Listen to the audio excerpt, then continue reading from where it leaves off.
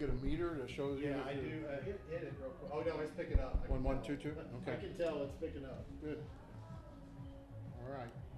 We're going to go early. We might. Yeah. I would assume so. Yeah. No reason. Everybody's here. Yeah. Are they already in It's here? all about the umps. Oh, yeah. Yep, we already got spots in here for Fontbonne. Cool. My computer, make sure the broadcast is streamed correctly and all that good stuff. Since it's game one.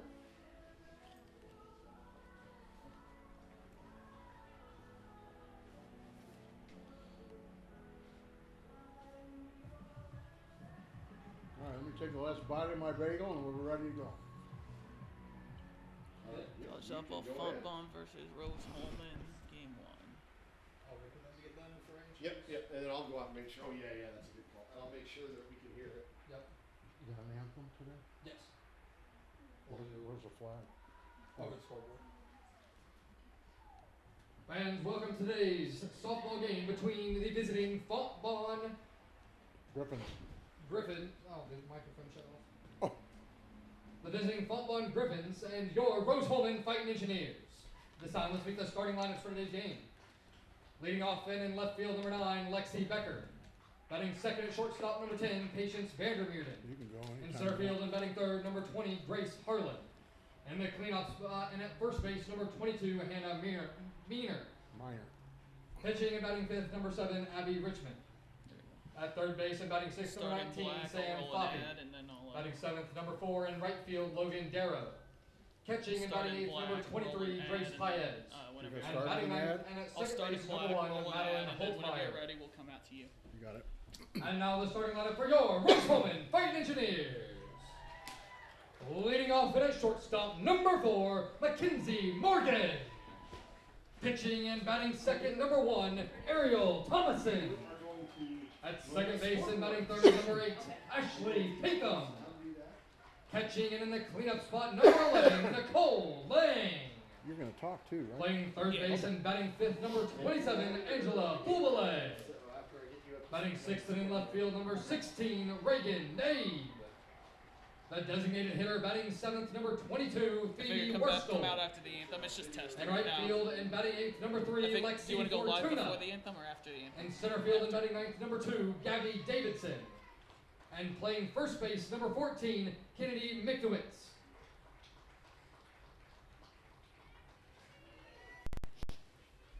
Now, fans, at this time, we ask that you please rise and remove your hats for the playing of the National Anthem.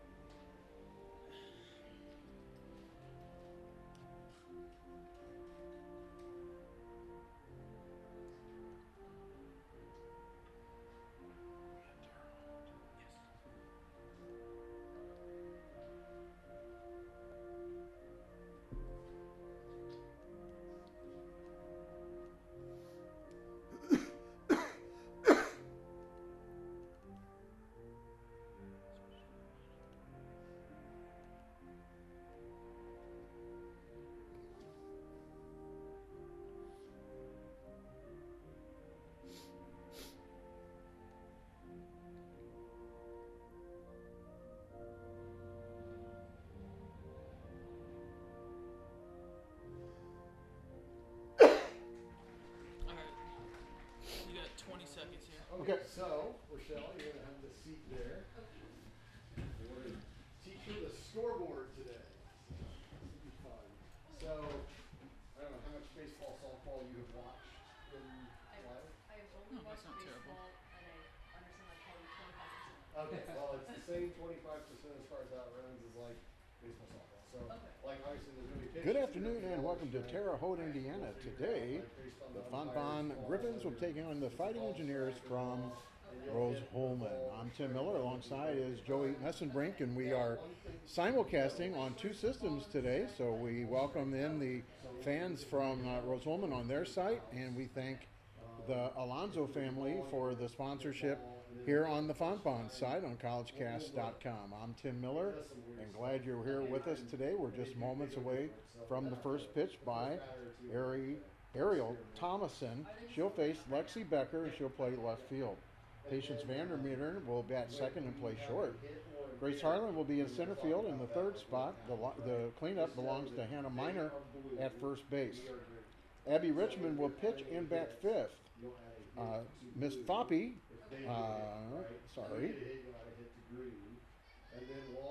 Sam Foppy is at third base with the start today. Logan Darrow will be in right field. The catcher is Grace Paez. And it is Miss Leading off the Madeline Griffins, the Holtmeyer left fielder, number 9, at second Lexi base. So Becker. that's Becker, Vandermeerden, Harlan, Miner, Richmond, Foppy, Darrow, Paez, and Holtmeyer. Fontbonne comes in 2-6 on the season. And the first pitch is right back to the pitcher for the first out. So Becker with a slap hit pops out to the pitcher for out number 1. Thomason today is the pitcher. Now batting the For shortstop, number 10, Rose-Hulman. Patience She Vandermeer. comes in with great stats, 4-1 record, 34 innings pitched, a 1.03 ERA, 29 Ks and 6 walks. That's a great ratio. And now she's facing Patience Vandermeer. Becker on the season came in 346, Vandermeer 381. The team is hitting 289. Yep, you can do The that. 1-0. That's gonna be nice. Swinging a Yes, miss. it is. It does make it nice. Patience will be at shortstop today, wearing the number 10. Yep. And then you can always look in front of you. That's what's on the score. 1-1 to count with one away here in the first inning. Thomason swinging a miss on a high one. Now, the one thing to know, Vandermeer in the hole now, 1-2. they hit a foul ball with 2 strikes. It's not a strike. They have to actually 2 umpire crew today. for it to be a They are straight away, infield and outfield, for Patience.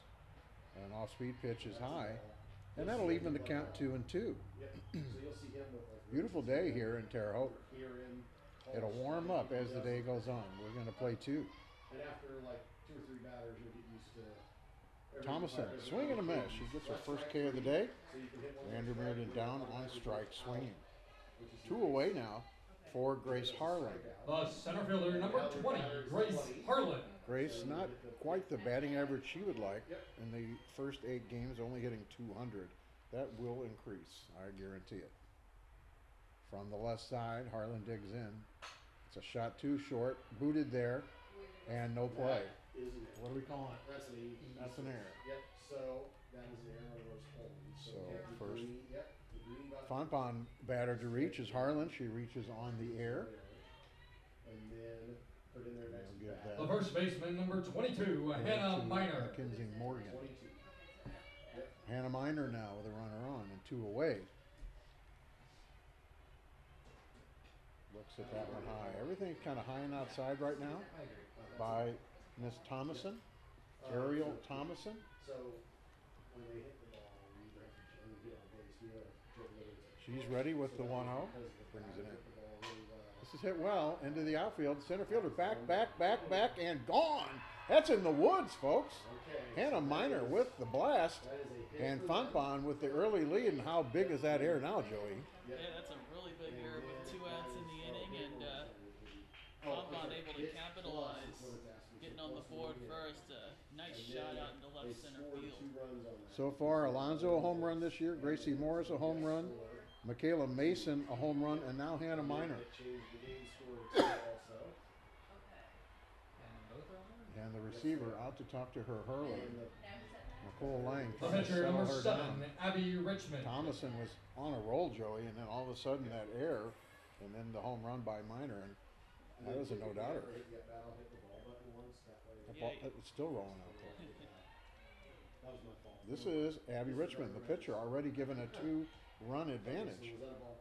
Yes. Okay. So Of course, nobody on base now, but she's okay with that. There's 2 down, there you go. 2 in. The first pitch is always. Richmond is the 2 hits. 5-hitter today. Fouls off, evens the count. So Joy, explain how we're actually using all kinds of technology here today. We're simulcasting on their system, and we're also using their automatic scoreboard.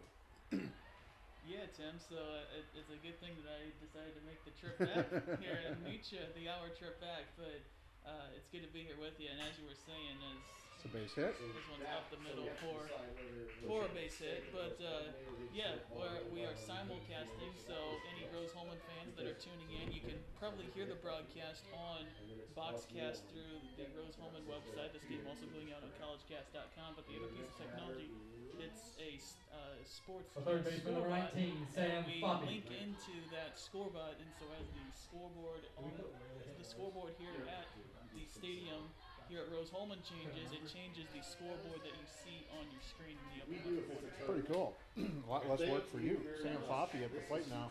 Runner on, 2 outs, 2 in, first inning. This is a lot more than Thomason thought she would have to face. She got the first 2. And this is a ground ball, base hit to third base side. Everybody moves up 1. So that's 3 straight hits in a row when really the Fighting Engineers should have been out of the inning. And that'll bring up The right fielder, seventh number hitter, 4, Logan Darrow. Darrow, the right fielder from the left side. Wide stance. I'm good with that. No, I'm good with that. Thank you. That's awesome. Logan will be in right field today. And looks Thanks for at bringing that down. ball over That's the going to be wall. a, That's the first time we've had a ball not swung at. yeah, I would not have had one of these. So before you put the number for the person batting, just make sure you reset it to 0. The count. Next one home That'll make it easier for is you. high. Runners took a big lead, but Ball. no advancement. Maybe again. Count is 2-0 here on Logan Darrow. Fontbonne with 2 already off of the minor home run. Would just be able to, That one is low. And we're 3-0. I'm thinking you have to need The something umpire like will an put XL his on hand you, in the if air. that's like your You'll see whenever they call the strike what he does, and then you can just look at him. Maybe take that mic out. Maybe take that mic out, and it will find the other one.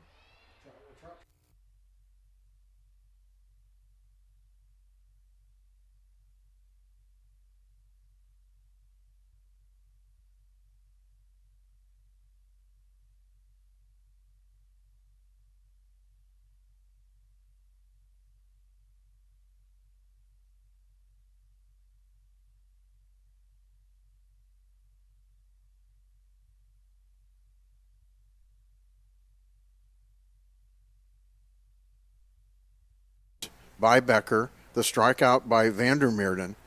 Then Harlan reached on the air at short, followed by the minor home run. 2-run home run. Then Richmond a hit, Foppe a hit, and Darrow walked. Now they're loaded for Grace Paez in the 8 hole. And who would have thought in the first inning that she would have a chance to add to her RBI total?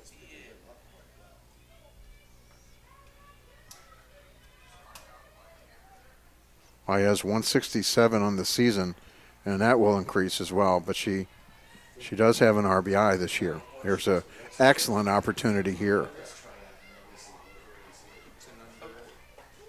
And the strike call. That went across the plate. So Thomason pitching in a jam now, already down by 2. It's Richmond at third, Foppe at second, Darrow at first, Paez at the plate. A shot, too short. Throw to first, in time. We'll finish this inning.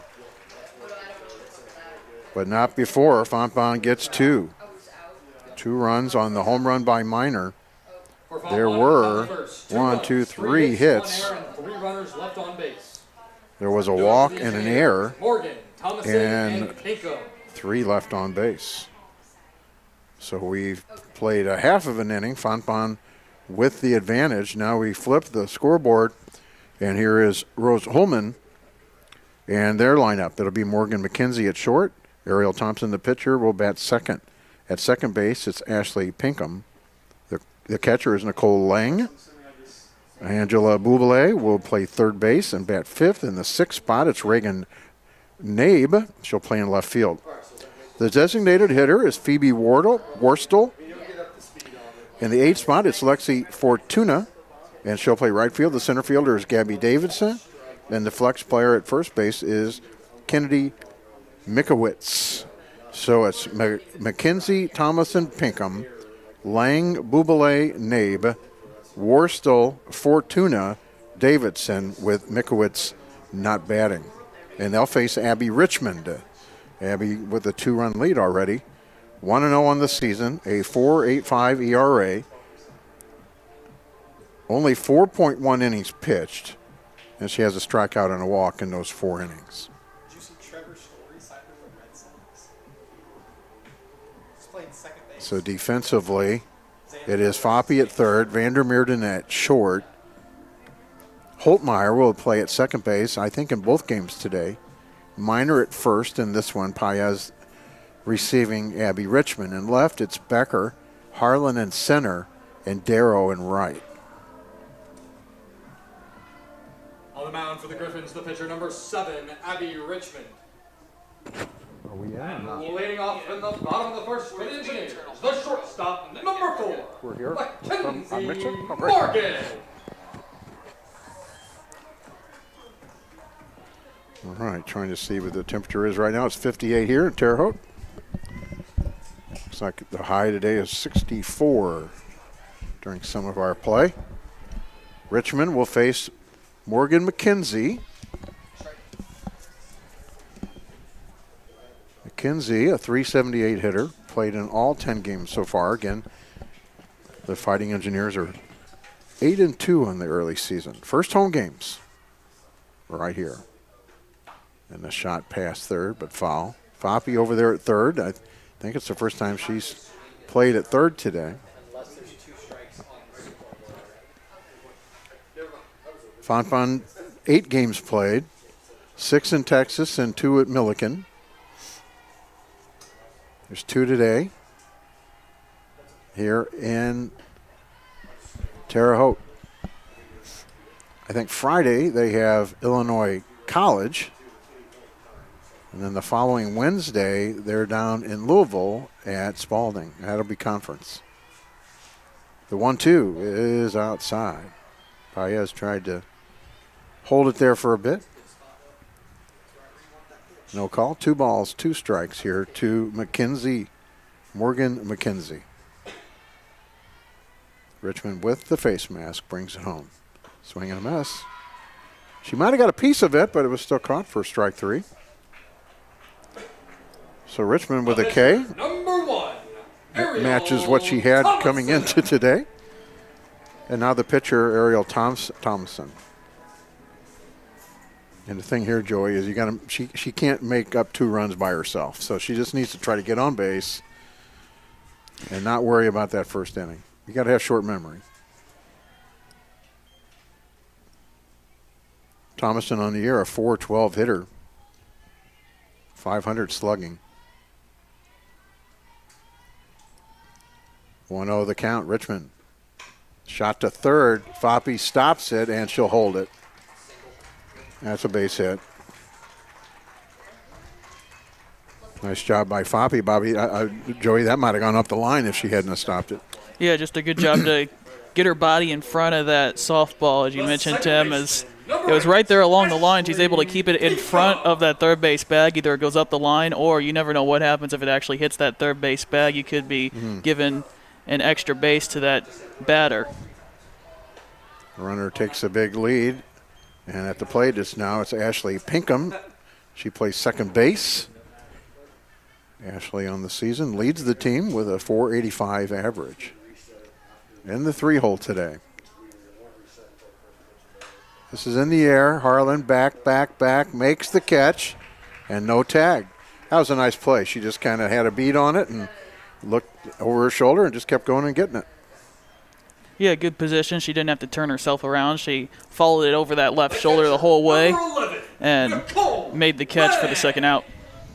Unlike the minor ball that just kept going in left center.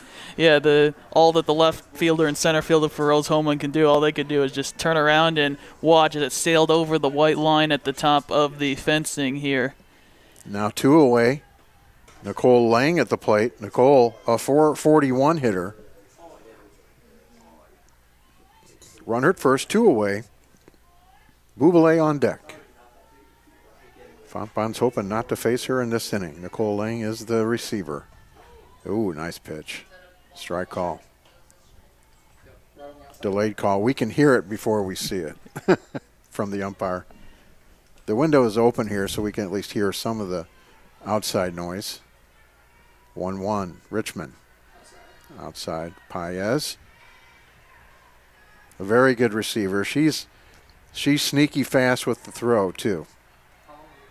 She throws behind people at third all the time. 2-1 count. Runner at first. Outside. She tried to frame that. No go. Richmond doesn't want to walk this one. Nicole Lang. Runner on first. 2 outs. Remember, Fontbonne did their damage with 2 outs. And that is... Ooh, that was really close. Wow, that's very close. We do have a 2-camera setup, and okay, that's another thing that we're testing out here as I made my way back, Tim, as we're testing out a setup that Fontbonne fans will probably see in Peoria, where the Slag Championship. You mentioned that Fontbonne's upcoming conference game against Spalding on the road.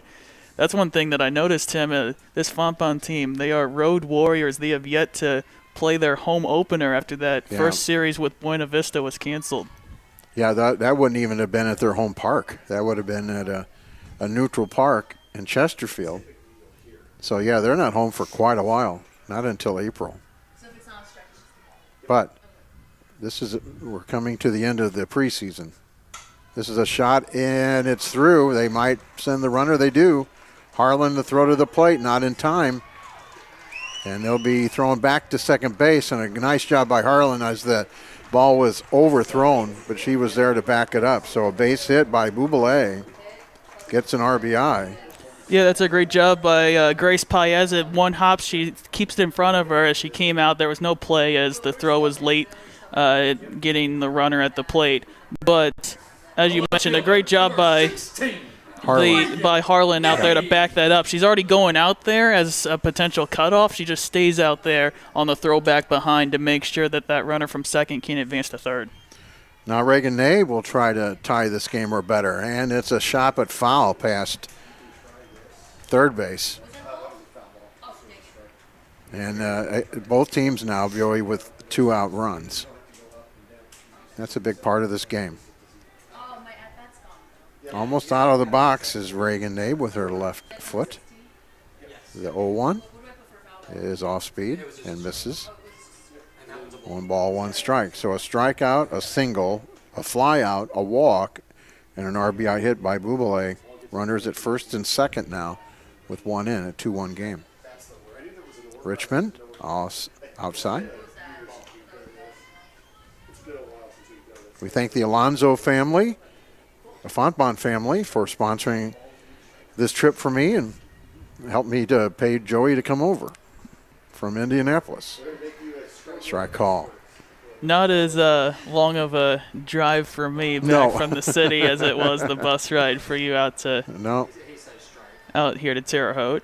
Yeah, we're just barely inside the Indiana border, but enough to change the time, and that was inside. Paez wanted to throw. And we might, the time zone might stay, but we might be keeping the extra hour of sunlight at night now. We might need it. And there are lights here no matter what, so we're good. And a foul back. It's full count here, again, with 2 outs, 2 on, and 2-1 now the score for Fontbonne. And, I mean, I don't know. I have to get up super early, so it's dark anyway when I get up. But I don't know. The fact that we'll stay springing forward for daylight savings time and potentially not have to go back. Yeah, the Congress is going to consider that. So here's a shot into right. There is Darrow, and she makes the third out. F9 for Nabe. So 1 run, 2 hits. They left 2. So we've had 5 left on base in the first inning already. Fontbonne will send up Holtmeyer, and then the top of the order, Becker and Vandermeerden.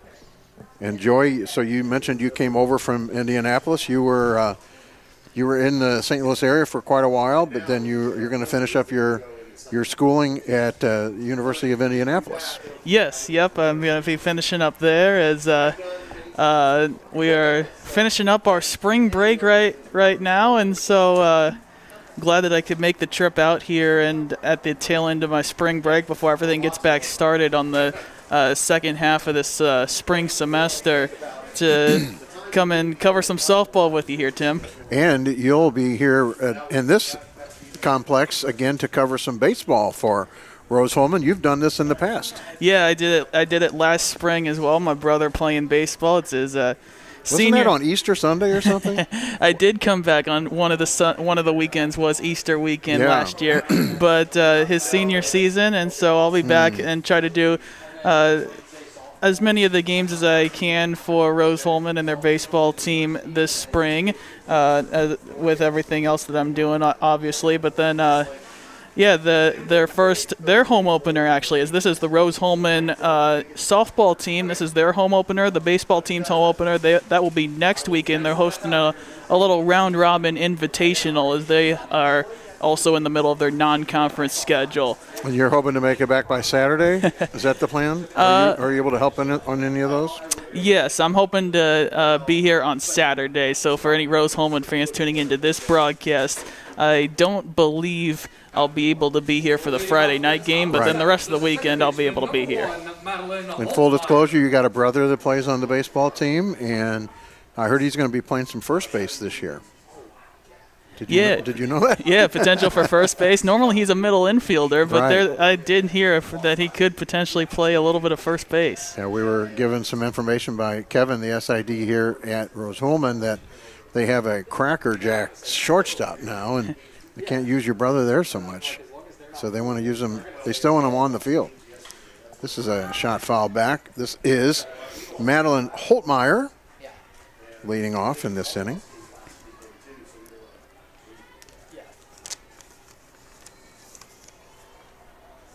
And I met their mama this morning. She came in and introduced herself. And this is a great press box. Oh, my goodness. It's one of those, it's almost like the TARDIS.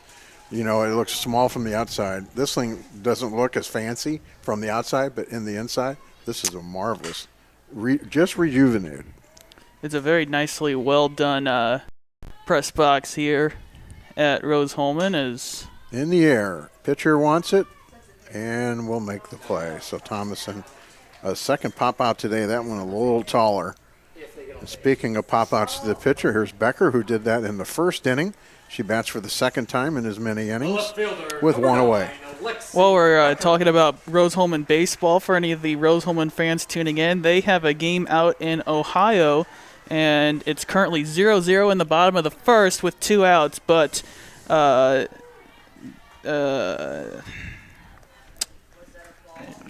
Capital, who they're playing, has the bases loaded. Now, where's Capital from? Do you know? In Batavia, Ohio. Oh, and they're in Ohio, right? Yes. Shot to short. Over and out. Becker retired for the second time. That doesn't happen very often. Quickly 2 outs, but remember that's where Fontbonne was in the first inning, and then they did some damage after. Vander Meerden, a strikeout victim, back in the first. Up here with 2 away. Ronnie Nittig over at first, the coach for Fontbonne, and the head coach, Casey Cromwell, over at third base. I thank the team for allowing me to tag along on the Husky bus from Festus, Missouri. That's where Husky's at. Not giving them a plug or anything. That one a little bit outside. Hey, that's okay. It's a Fontbonne Sports Network broadcast anyway. And while we're talking about where I'm coming from, the University of Indianapolis, I saw one of the buses that sponsors University of Indianapolis athletics, and I thought to myself, I'm pretty sure that's our women's lacrosse team heading out for a game. Oh, okay. And we have a sponsor that sponsors a lot of our games, the Vandalia bus line. That's here in Illinois, too. The 3-0. Shot foul back. Boy, she's swinging on 3-1. You just don't see people taking pitches anymore. You know, not much. That's a confidence and a trust thing as well. It wasn't 3-0 anyway. It's 2-2. I was going by the board. And at home, you're going to see exactly what's on the board, so we don't have any control over that. Off speed, and might fall into left, and it is. They call that an out. They do. Oh, that's a heck of a catch out there in left field by Nabe. Oh my goodness! And she on the dive, it kind of popped out of her glove there a little bit too, Tim, as she was going, and she was able to kind of secure that as it settled right back in. But a nice diving basket catch by Nabe. Yeah, I saw the ball move, but at the same time, it was still in the glove when it came back down. So no green grass saw that ball, and that's Vandermeerden was robbed on that one, and a nice play, as you said, by the left fielder Nabe. So nice job by Reagan to make that play, and we're going to the bottom of the inning, and it'll be Worstel, Fortuna, and Davidson. That's the 7, 8, and 9 hitters. So on the Fontbonne broadcast, we are sponsored by Families most of the time. A couple of the games will be sponsored by the Fontbonne softball team. But we thank the Alonzo family today, as they are sponsoring both of these games. We've also and we've had the Holtmeyer sponsor already. What else did we have out there? So we thank all of our sponsors for being a part of it.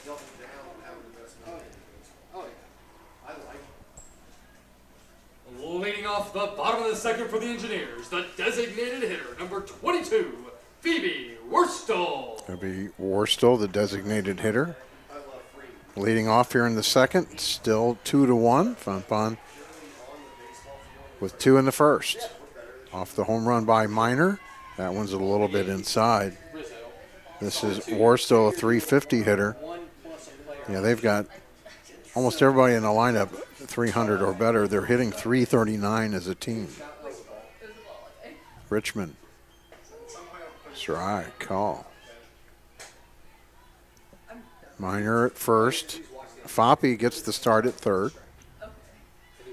Vandermeerden and Holtmeyer in the middle of the infield.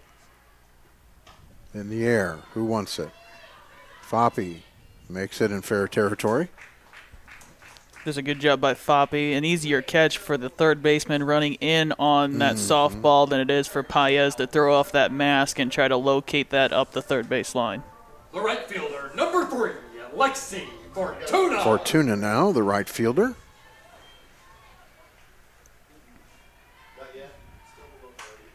And she hits it foul into the dugout, or to the bullpen of the Fontbonne Griffins.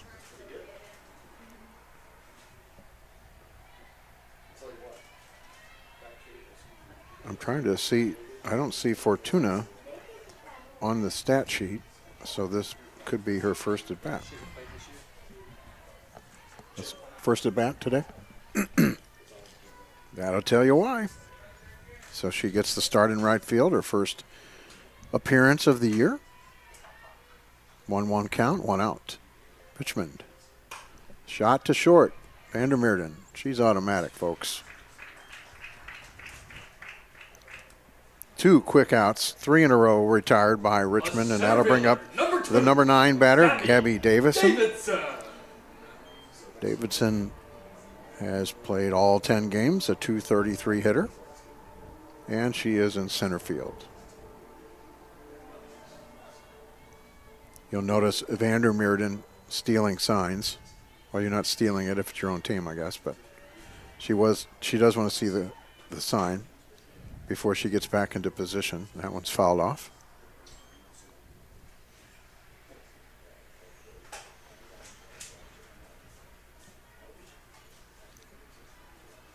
A lot of leadership in the lineup today for Fontbonne.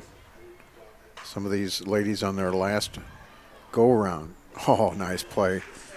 And so you're telling me she's automatic, Tim? Yeah. That was a brilliant play. And a lot of help by Minor, because she is very good defensively at first base. What was my thought? It was about the leadership, the older players for Fontbonne this year. We're seeing legitimate seniors: Abby Richmond, the pitcher; Lexi Becker, the left fielder; Courtney Dingley not in the lineup; Gracie Morris, an injured foot right now; Grace Harlan in center field; Hannah Miner at first base. Those are your leaders, and this will be their last campaign. Some of them in their 5th year. They get that COVID year, but I talked to Coach on the bus ride up, and Coach Cromwell said, yeah, we've got 10 players coming in next year, 7 guaranteed already, to take care of everybody that's leaving. And they're over 20 on the roster. That's a lot of girls to carry. That is a lot to field on a team, and it's always good to have leaders like that, especially, and you know that Coach Cromwell appreciates the dedication of these ladies using their 5th year, deciding that they want to come back, that they want to be a part of this Fontbonne softball program for another year to get that season back that they lost in the spring of 2020. Right. Everybody gets that option. In fact, all the way to D1, right? I mean, everybody had that option, and it's worked well in some of the games in the NCAA men's basketball tournament, too, where some of those 5-year seniors have made a name for themselves. All right, speaking of, here is Grace Harlan, the 3 batter in the lineup, batting for the 2nd time, reached on that air that started all of that first inning flurry after 2 were out. Harlan hits it into left fielder there. This is a lot easier play than the last time where she dove for a ball. But Harlan goes after the first pitch, and she's out in 1 pitch. She's glad to see that her positioning paid off well. Well, not that her positioning didn't pay off well to end that top of the 2nd inning, but she was in perfect position, just had to go over to her right a little bit, did Nabe to make that catch. Here's the home run hitter, Hannah Miner. She joined the likes of Morris and Alonzo and Mason getting on the home run board for Fontbonne. A 1-0 count. Thomason, shot to short. Ooh, kind of bobbled. But did the play as well. So everything seems to go to her today, it seems. It's not going to left. It's going to her at short. So busy. And nice job again by Morgan, because she had that bobble in that first inning, but has had many chances since and has done her job well. Richmond, the pitcher, will bat with 2 away. Way outside. So we're talking about Rose-Hulman baseball. We want to mention that the Fontbonne baseball team, they've started their conference. They are leading the Westminster Blue Jays 4-1. That game in the top of the 3rd inning back at Shaw Park in St. Louis. This is to the right side and caught in foul territory by the right fielder for the final out. So a nice play out there by Fortuna. And for the first time today by either side. No, this is the 2nd time Fontbonne's gone down in order. So foul pop to 9. That is 7 in a row, retired by Thomason in the 3rd inning. For the Fighting Engineers, will be the top of the order again. McKenzie, Thomason, and Pinkham. So, yeah, we're, again, if you just joined us, we are simulcasting not only on the Fontbonne Sports Network, but also on the softball broadcast for Rose-Hulman. So our voices are just going over both of them. But their picture is different than ours. It's just about 4 feet down. Same shot. That is correct, yes. Their camera is more up the 3rd base line, whereas the shot you're seeing right now on collegecast.com, kind of right behind home plate. We also have a camera that's designated for just the pitcher and the catcher. And we're just testing that out. And for the Fontbonne viewers tuning in, hopefully you're going to be able to see that type of broadcast at the conference championships, and they're playing at a new spot, Tim. They're not going to be hosted among a conference member school. They're going to take it to the Louisville Slugger Complex up in Peoria. Yeah, I'll be there for most of it. You'll join me when you can. I know the play games, the games that count that the conference actually sponsors are on that Friday and Saturday. And I'll be up there and trying to sell games to anybody else that will help me make my trip up there. I'll be there the whole time if I can get some games sold. And this is a shot to the right side. Minor with Holtmeyer covering. Nice play. So a little bit different on the Fontbonne side this year, Joey, and I think I talked to you about it. They're going to be East and West this year.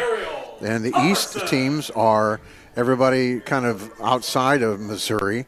So that would be Eureka and Greenville and Louisville and Blackburn, correct? Correct. The West is kind of left side, so mostly Missouri. So it's Fulton, so Westminster, Greenville. I'm sorry, Westminster, Webster, Fontbonne. Well, is Greenville in there then? It would make sense that they are. Who are we missing then? Yeah, I don't know. But anyway, you play everybody in your division twice. And that's where, with Fontbonne and Webster, scheduled to be 1-2 in the conference, that's the bummer of that you got to play each other 4 times. And then what happens is that the playoffs there'll be a play-in game. It's not quite quarterfinals, but the 2s and the 3s will cross as there's a ground ball, Vandermeerden. And nice job by Richmond to let that go. Yeah, Vandermeerden charging in on that. She's able to glove it, and then a really strong throw across the diamond by Vandermeerden, showing off that arm, getting it across to Minor to get the out in plenty of time. It had to be. Now Pinkham flew to center in the first. Bats here with 2 away. In the third, Fontbonne still up by a single run. So the 2 and 3 seeds and from the East and the West will cross over. The 3 will play the 2 and vice versa. And then those winners will be part of the Final Four. The 1 seeds will get an automatic bid to the Final Four. And then you're in the double elimination tournament. The 2-3 crossover is a single game. And I don't know when those get to Peoria. I don't know if the 2-3 crossovers are there or if the higher seed gets to host that game at their own place. But this year, College Cast is all over SLIAC softball. Here's a shot foul. We are doing all the home games at Greenville, all the home games at Webster, which is at a high school called St. Joe's Academy, and we have all the Fontbonne home games. So it appears starting on that Thursday, Tim, it is whenever those games will be at the Louisville Slugger Complex. So on Tuesday, May the 3rd, here on the SLIAC Championship side, here's Vandermeerden. Oh, a little bit wide throw. Minor not able to grab it, and Darrow gets it in, and she's going to get 2 bases out of that. Error which way? Potentially a hit and an error. Or are we going to give a 2-base error? No, it's actually an error. Just an error on them. 2-base error? Yep, 2-base error. Yep. So she reached because of the throw. So they're going to give an error to Vandermeerden there. And that puts Pinkham at second base. We'll get back to the playoffs here in just a second. Nicole Lang, a walk in the first. Bats here in the third. Now with a runner in scoring position, 2 away. Chance to even this game. And that is, outside. Boy, he doesn't like that corner at all. So the 2-3 crossovers, are those at Peoria as well? Those games are it's a single 7-inning game at the number 2 seed out of each division. So those will be home games. There's a shot, gets by, runner holds, throw in, going to second, the tag, not in time, it's dropped. So the defense, which has been a stronghold for Fontbonne, not that they could have done much about that, but they could have held them at the corners. That's a base hit. Yeah, that throw from the left fielder Becker, if she would have just hit Vandermeerden at the edge of the grass, that probably would have kept that runner over there at first. Instead, throwing it all the way to the cut-in, the cutoff person right back near the circle, that allowed that runner to get up to second. And then kind of dangerous there as Holtmeyer was trying to tag before she caught the ball. She's lucky that softball stayed right at her feet next to the bag, so that runner from flying somewhere. It didn't go into center, and that runner from third came home to score and tied the game up. Coach Cromwell with a powwow with the middle infielders and the catcher. But you know, Joey, in softball, nobody stays first and third for very long. Typically, you're going to get that second base from first base. It's typically given to you because they don't want to throw down and then maybe have that run score. So it really is it's about where it was going to end up anyway, especially with 2 away. Now Buble has the only RBI for Rose-Hulman. She got that driving home Thomason. And here's a shot into right. Darrell with it on a ball that was really tailing. And she's a lefty, so she's got that glove in the right hand, and she had to go across her body to make that play. So really a nice play out there. No runs, 1 hit, 1 error, and 2 runners left on base. So second inning out of 3 that they fly out to Darrow to end that inning. So no runs. There was a hit. There was an error. There was 2 left. They've left 4 through 3. Fontbonne has left 3 through 3 because they've been retired in the last 2 innings. In fact, 7 in a row retired by Thomason. She'll face 6, 7, 8, Foppe, Darrow, and Paez. And that's got to be a big confidence builder for Ariel Thomason after giving up that 2-run bomb in the first inning. You've come out and now you're on a streak of retiring 7 straight Griffin batters. Right, she gave up 2 more hits after the home run and then a walk, so they were loaded, and then Paez grounded out to end that first inning, or Fontbonne could have made this a very lopsided game in that very first inning, but we're still tied 2-1 in this. Remember, Thomason came in with a skinny 1.03 ERA, and I'm not even sure if that home run was an earned run. It probably was not. But anyway, back to the playoffs here real quick before that play happens. So on Tuesday, May the 3rd, it's a single 7-inning game where the number 2 seed out of each division will host the number 3 seed. And then starting on Thursday, May the 5th, whoever wins out of those playing games, the 2 West playing the 3 East and the 2 East playing the 3 West, whoever wins that game will go on to the Louisville Slugger Complex starting on Thursday, May the 5th, where the number 1 seed from each of the divisions will play starting on May the 5th, and they'll obviously play the winner of those games yet to be determined based on the result of those games on the 3rd. Do you have the East and the West as there? Do you have who's in the East and who's in the West there? I messed that up earlier. Here's a ground ball, base hit up the middle for Foppe. She's on with her 2nd hit today, and that's the leadoff hit for Fontbonne, and we got notification from the crowd, Joey, that Hannah Miner is the only legitimate 5-year senior. So the other girls still have a shot to come back another year if they like. And you know that Coach Cromwell appreciates Miner wanting to come back and still be a part of And she was a transfer to program. begin with. She hasn't been here all 5 years. So this is Darrow at the plate, a walk in the first. Now with Foppe ahead of her again. But in the last time she batted, there was runners at first and second. Darrow, a bunt. It's a good one. Where's the throw? First, in time. And the throw back to second. Whew. Foppe almost went too far. So sacrifice for Darrow. Out 2-3, I guess, covered that. So the one school you were missing, Tim, was Principia. Yes. They would be in the... They're on the west side. They're with Fontbonne and Webster and Westminster. That's correct. Greenville's in the east. And then you got Greenville in the east along with Blackburn, Eureka, and Spalding. This is a left field play. No problem there. That's right. Yeah, Miss Nabe has been tested already out there today. No problem for that second out.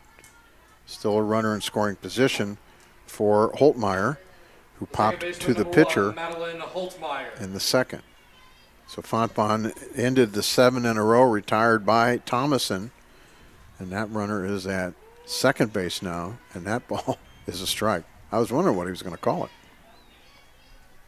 Darrow with a sacrifice to get Foppe to second. Paez, I think that was the first pitch, went after it and flew out to left.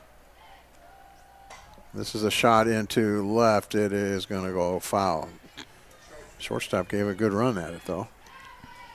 Yeah, Mackenzie Morgan put on her wheels there. Just Morgan and Nabe have been hit two all day today. That alley going there. Holtmeyer will stand in with an 0-2 count. And foul off. Now I remember the other team, the other family, Borgmeyers, are the ones that sponsored games while we were in Texas. The Holtmeyers and the Borgmeyers. Today, the Alonzo family.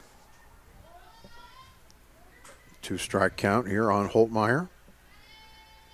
Runner at second. In the air, but it's going to be off the fence. Not out of play, but you can't take it off the fence. It's not racquetball. And Nicole Lang did what you're supposed to. You're supposed to find the fence and then look up. It's a short backstop here at Rose-Hulman. She found the fence, but then, as you said, Tim, it hit the top of the fence, and you can't play the ball. The ball already being dead, hitting that top part of the fence. Nope. But sometimes it just goes right down that fence, and you can still make that play.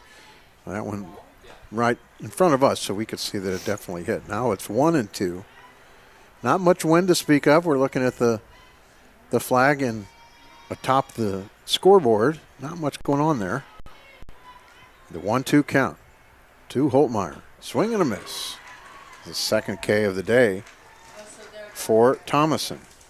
And that ends the fourth inning. One run, no runs, another hit, another left on base. They've left 4 through 4. Still 2-1 in the fourth for Rose-Hulman. It'll be Nabe, Worstel, and Fortuna. If anybody gets on, the number 9 batter, Gabby Davidson. So, yeah, so a lot going on in softball. Again, we're just kind of starting, but it's good to know where we're going to end. Well, and you mentioned the starting point, Tim. That trip to Dallas. So Texas, Dallas, a couple of convincing wins over a team, over a program that in the past not the strongest, you would say. But then you have a couple of really tough games against some really tough opponents. Hardin, Simmons, and McMurray. All 4 of those games Fontbonne dropped. But you're hoping that, as we mentioned, the leadership that this Fontbonne Griffins group has, that those tough games that kind of makes this team battle tested, and you're ready to go, as we're mentioning the SLIAC championships and the NCAA tournament coming up. Really not too far down the road, as May 7th will be the last day of the SLIAC tournament. Yeah. You're hoping that those really tough 4 games, you also had Milliken in there at the beginning, those tough 4 to 6 games are going to help you when playoff time comes around. And these games as well, and Illinois College coming up at the end of next week. And I found out today, and we'll be able to share that in here just a moment, as we see Nabe, the left fielder, dig in here to lead off the fourth, and she hits it foul past third base. So Coach Cromwell on the bus ride up, I was able to get a lot of skinny from her about what's going on with the team this year. It's the first time that I've seen her since the Milliken games that Jared Hotop and I were able to do. And we, again, thank Jared for doing those Texas games, the 4 games he was able to do. And that's outside 1-1. Anyway, at the Illinois College games, they're actually going to play 3 that day. They're going to have a JV game after the 2 varsity games. And we'll stick around for that. Shot past third, base hit. Nice piece of hitting there by Nabe, and that's a leadoff. For the first time, they have their leadoff batter on. The designated hitter, number 22. Phoebe Worstel. And that'll be good to get some of the newer members to the team on that in that JV game against Illinois College. A very good opponent in the Lady Blues. You can see some of those younger players get some action as well. And she also told me the D3 rule is that if you play more than 40 games, you're not eligible to play in the postseason. Well, they don't even have 40 games scheduled this year. So in the future, you might have to be, very crafty about where you play everybody. But The runner going, the throw is down and a little bit late. So Nave steals a base on Paez. You got 2 balls and no strikes. Count is 2-0 on the batter, Phoebe Worstel. So yeah, with a lot of newbies on the team this year, some 10 or so freshmen on Fontbonne's roster, you do want to get them some playing time. This is in the air on the infield. Holtmeyer makes the play for out 1, and that was a nice job by Richmond to get her to pop out easily. Second time today, Worstel has popped out in the infield. The right fielder, number 3, Alexi Fortuna. Fortuna now ground out to short. In the second, bats here with a runner at second and 1 out. Ground ball. Vandermeerden to first, and Minor, did they pull her off? They did. She was pulled and never got her leg back. So they're saying error on the other? Oh, that, wait, other team, right? Yes. So another error given to Vandermeerden. A very close play as Hannah Minor was doing everything she could to try to reach her back foot back to the bag, but that's now 2 in a row throws that Vandermeerden we've seen kind of throw wide of the bag up that right field line. She's been very solid fielding the ball there at shortstop, but the throws, at least on these past 2, have left a little bit to be desired if you're a Griffin fan, as they've allowed a couple of engineers on base. Yeah, she's automatic on getting the ball. She's a little wild on her throws today. Minor had to save her earlier on an out. Here, the last couple have pulled Minor off. Davidson going after the first one, fouls it off. And here's the next one from Richmond. Runner going, they throw to the pitcher. Now they got this one in a pickle, and they're going to run her back and tag her out. The pitcher actually, no, that's the second baseman with the tag. I think that might have been, I think you're right. I think that was the second baseman because I think you're right. Yeah, the first baseman was the one that came over, but there you go, Tim. That's what you were telling me, that you see a lot of those plays where the runner takes off for second base and they hardly ever throw it all the way through because you don't want to give up the run. Great job throwing it back to the pitcher. So I know it started 1, then 2, then maybe 5. Who got it after? Did you guys get that number? 1, 2? 1, 2 what? For the put out? Yeah. 2-1, 5-2-6. 2-1, 5-2-6. Well, really, it was the second baseman that made the out. Oh, was it? Yeah. Okay.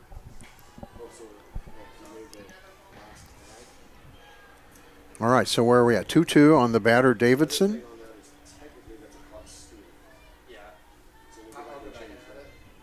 But the runner is at second base, Fortuna, after all of that.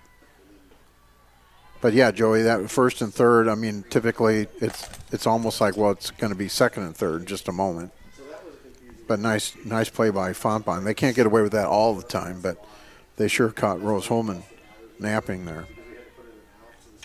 And there's a shot to third. Foppe picks it up, throws, and they got her. Nice stretch by Minor. There's the good defense we were talking about. So Fontbonne dodged a bullet in that inning. Runners at second with nobody out. So no runs, 1 hit, another error, and 1 left. They left 5 through 4, same as Fontbonne. Fontbonne has left 4. So in the 5th for Fontbonne, still a 2-1 game. All those scored in the first inning. It'll be back to the top of the order again. Becker, Vandermeerden, and Harlan. And those 3 are 0 for 5. Hits today by Minor, Richmond, 2 by Foppe. A walk to Darrow. Harlan reached on an error, but the first 2 definitely have to earn their keep if they want to eat dinner tonight. So Becker and Vandermeerden 0 for 4 coming up first and second in this inning. Still Ariel Thomason.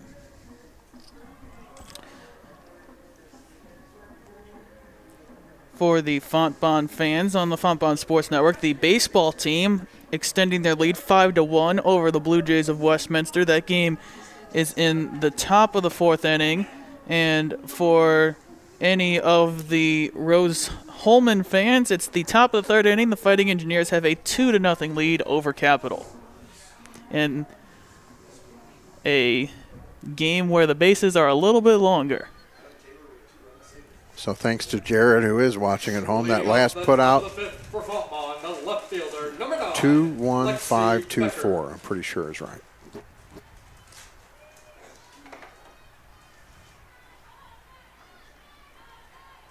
And we just got sponsorship for the JV game, thanks to Jared Hotop.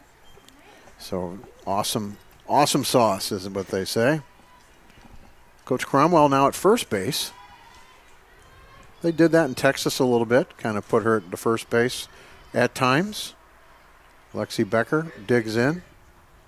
Ground ball right side. This could be tough. No. Ooh, covered by second base. And they got her. And I remember her going 0 for 3. Maybe that's a little bit of an incentive for these Griffins to get on base and reach base. They can talk to the head coach a little bit. Yes. Vandermeerden now. Struck out and lined out in that great play by Nabe earlier today. Swing and a miss. Well, she's going after it, but she's not making good connection. That shot to left field was a liner that was tailing the whole entire time, and Nabe stretched out and made a nice play. That in an inning, too. That one's a little bit low.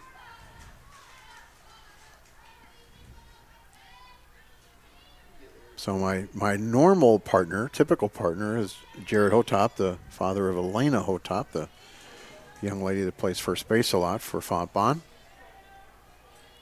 Sat behind me on the bus today. This is a shot. Nabe again, a little bit easier than the last time. Similar to that last one where she was in position, just had to take a couple of steps to her right to make that catch. Sunglasses on, good call. You don't want to get in trouble for not being able to see out there. It is. There's no clouds to speak of today, folks. Don't you see that all the time in baseball, though? You got players that have sunglasses, but they're on top of their hat, and you're like, why do you even have your sunglasses out there if you're not even going to wear them? Like, what are they reflecting the sun from your brim, or what's going on there? Yeah, that's right. Are you cooking eggs behind it there? Harlan up now. She's reached on an air and scored and flied to left field. A lot of flies to the left and a lot of grounds to short today. This is to the pitcher. Ooh, high throw covered by second base, but out. So, Fontbonne now have seen 6 in a row retired. It was earlier 7 in a row retired by Thomason. And that was the Fontbonne 5th. We go to the bottom of the 5th, which will be the top of the order again. This will be the 3rd time that they have led an inning in the 1st, the 3rd, and then in the 5th. That's McKenzie, Thomason, and Pinkham, and they are combined 1 for 5. Thomason with the only hit. So Richmond, of course, now, Joey, the thing is, this is the 3rd time they've seen, well, it's not going to be Richmond. Never mind. We're going to see a new pitcher in here. I think this is Borgmeyer, right? No, it's Abby Alonso. Awesome. So Alonso will start the 5th. A new pitcher. So we go from Abby Richmond to Abby Alonso. Abby Alonso. Let's look at Alonso's numbers. Coming in, 3.5 ERA, 0-1 record. This is her 3rd appearance, 1 start this year, 8 innings pitched. She has 3 strikeouts and 6 walks. Not the ratio she wants to end up with. But Abby Alonso comes in with Fontbonne in the lead. And she'll face the top of the order. So they're not going to see Richmond for the 3rd time. Coach Cromwell took care of that. McKenzie 0 for 2, strikeout and a ground out. Alonso's first one was a little bit wide. And speaking of Alonso, they are the sponsors today of both of these games. They sponsor the game, and it's nice that her family gets to see her in the circle. And there's a shot. Harlan barely moving. She kind of went right, went left, put her glove up, and a line out to center is how McKenzie's retired for the third time today. The pitcher, Thomason now, a hit in the first. She scored the only run so far by the Fighting Engineers, and then she grounded out to short as well. So Alonso does her job, gets that first batter. Ooh, a nice pitch there across the plate. Paez helps the umpire out as well. Thomason, nice job in the circle today too. Ground ball right side. Holtmeyer over to Minor for the out. And a pretty easy inning. I don't want to jinx us though. The second baseman, number 8. And now it's Pinkham. Pinkham. She reached on an error in the third, but was stranded at third base. They stranded 2 in scoring position in that third inning. They got caught in a pickle in the fourth inning and stranded somebody in scoring position there as well in the fourth. So they have stranded a good number of runners in scoring position today. Rose-Hulman. 1-0 the count to Pinkham. Ooh, a little nubber and fair into right. That was an excuse me hit, but it counts nonetheless. Pinkham on.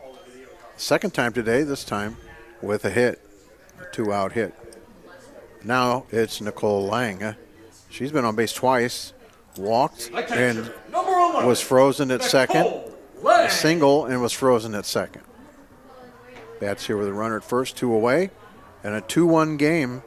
Fontbonne and Rose-Hulman, all their runs scored in that first inning. I got a feeling, Joey, this is not going to be the last runs of the game, though. Fontbonne has done a great job of making that home run stand up, but you know that Rose-Hulman's not going to go down without a fight. They're going to throw everything they have at the Griffins as they're running out of outs here. Alonso gets that pitch. She backed the batter up, but the ball was on the block. And it's 1-1. Next one home. Off speed, fouled back. Alonso doing a nice job of getting ahead of the batters as well here in this 5th inning. We're glad you're with us on the Fontbonne Sports Network, simulcasting with the softball broadcast for Rose-Hulman.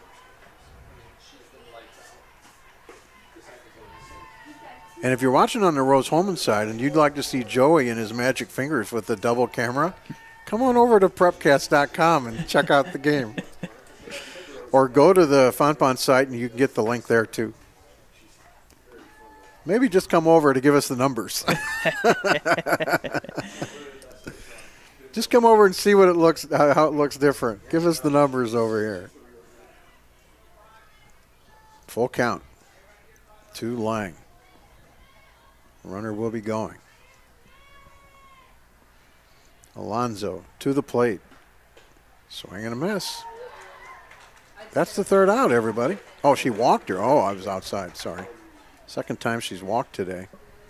The third baseman, number 27. I thought she waved at it. Now Bubalé, she has the RBI, the only one of the day for the Fighting Engineers. She got that way back in the first inning. Then she flied to right in the third. She bats here in the 5th with 2 on and 2 outs. The ground ball right side. Holtmeyer can't get it. They're going to send the runner. They're going to cut it. Nope, it's going to go through. Now they're going to have a runner going back to second base, and she'll be out. Ooh! Safe. Calls her safe. That is a very close play there at second. It's a nice piece of hitting to go right up the middle with that into right center field, but then the throw back to second base, Tim, and I think maybe because the tag was applied on the backside, the hand got to that second base bag before the tag was applied on the back, but it was a very close play out there. And as you just said, that home run now not standing up as Nope. Rose-Hulman has come back to tie it here in the bottom of the 5th with 2 outs. And on that play, a lot of times, I don't think anybody would have complained on the Rose-Hulman side if she was out because the ball was there, way ahead.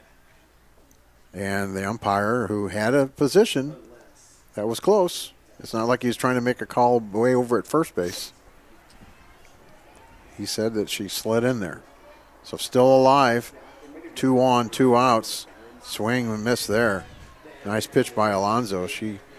Nabe couldn't get around on that if she had to. Outfield straight away. Next one home. Misses outside. I always have to delay a little bit because he's called those strikes sometimes. 1 ball, 1 strike. 2 outs, 1 in. We're tied at 2, and we're in the 5th. That's high.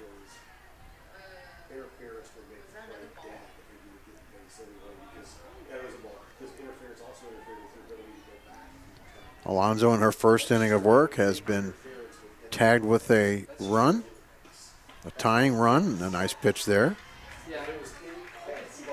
for strike 2. 2 balls, 2 strikes. 2 outs, 2 on, 1 in, 2-2 score. Reagan Nabe against Abby Alonso. The pitch way outside. And we're full.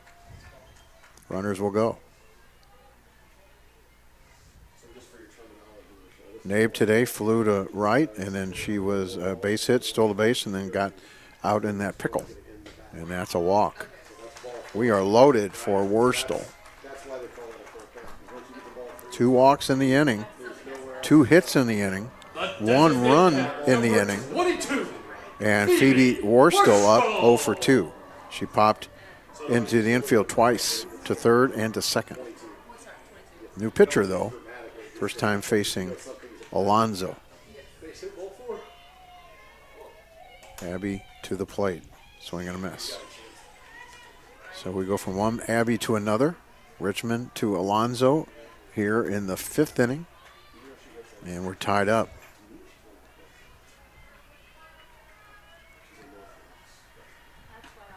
Outside, throw to third. I talked about that earlier. Paez likes to do that. Very Molina-like. In fact, I think she's got 2 putouts there this year like that. And good to see the big leagues come into an agreement, end in the lockout, so that way Adam Wainwright and Yadier Molina get their full season. Going to first, not in time. The run scores. So Foppe really too far away to tag third for the force, and really wasn't in a position, I guess, to throw home. I think Paez was ready for it. And I don't know if she was like staying close to the bag there to make sure if Paez wanted to back pick back to third base again, but it seemed like Foppe could have charged that baseball. I'm talking about Major League Baseball. Charge that softball. It was a slow roller up the third base line, and she kind of let the ball come to her. And I wonder if by that softball slowly rolling to her, it allowed that runner to be safe and the run to score. Yeah, that would have been a force at the plate. You didn't even have to tag the runner. Fortuna now, 5 in a row have reached after the first 2 were out in this inning. Fortuna ground out and reached on an error. Inside. Paez fakes the throw to third. 2-0 the count. There's no place to put Lexi Fortuna.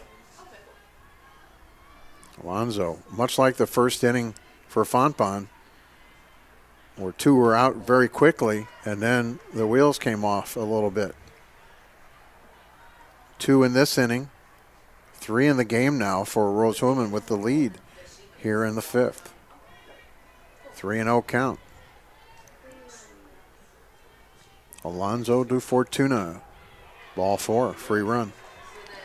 3 walks in the inning. And it doesn't look like there's anybody warming up. Here comes Coach Cromwell. Might be a double switch happening. There wasn't anybody warming up, but Richmond's coming back. So Abby Richmond will come back, try to stop this bleeding. 3 in the inning, have scored. She has 3 were on by walk. One of them have come in to score. There's been 3 hits in the inning. Again, 2 were out. And then single walk, single walk, single walk. So, yeah, Coach Hotop, my partner otherwise, says looks like a high-tech setup today. And that's thanks to Joey Messenbrink kind of hybriding his system with our system, giving you a second camera angle. You're not always going to get that, but Joey's hoping to join me as I'll go solo to Peoria. Typically, I have Charlie Brown with me, but those were when we're at Westminster. And now, as you said, conference teams are not going to host the tournament. We already know where it's going to be, and I think they're artificial surfaces, so we play no matter what. Unless it's storming. That ended up being an issue last year. I know that you had a marathon day on what was that Saturday because, as you know, with the NCAA, they don't give you any leeway with any of these conferences. They have to know who the automatic bid is, and so because of rain last year, well, they were afraid it was going to rain the next day. They thought it was going to rain on Saturday, so they said, well, we're all here on Friday. Let's just get all of these games done, and luckily for Webster, they won their first game, and they had never been beaten yet. So if they had lost that game, we would have played another game. We could have had 4 games in a day. But hopefully, unless it's raining at the time in May in Peoria, we should be able to get these games in okay. And that one's a little bit low. This is Davidson at the plate. She's grounded out twice. She is the 8th batter in this inning. 3 in, 3 on. 2 outs, and Richmond back in. The starter's back in. She left with the lead. She comes back, and her team is down by 2. And it's 2 balls, 2 strikes now to Davidson. She was potentially on the hook for a win, and now she's coming in to make sure her teammate Abby Alonso doesn't get tagged with the loss. And if they can come back and get the lead, she can get the win again. Oh, off speed, just misses high. She wanted that one. And we're full. Gabby Davidson, the center fielder, against Abby Richmond, back in. The 3-2. Shot. Did she catch it? Foppy caught it. It's an out. Foppy knocked it off of her glove, but you mentioned the defensive stellarness of Vandermeerden. She's able to react, go to her right, and tag the runner running from second to third. Oh, I didn't know. So Foppy had it, knocked it down. It went off of Foppy's glove to Vandermeerden, who was right there. She could reach out to her right, and then she had the presence of Vandermeerden with the very well done presence of mind to reach out. She knew that Foppy was in no position to toss it to tag the bag at third. She reaches out to tag that runner running from second to third. So we were praising Vandermeerden about her fielding ability. She showcases it in a time where Fontbonne really needed a play like that. And Foppy started it with a nice stab to slow that ball down, or that would have been through. And I thought she had caught it, but as you said, a deflection. So out really 5-6.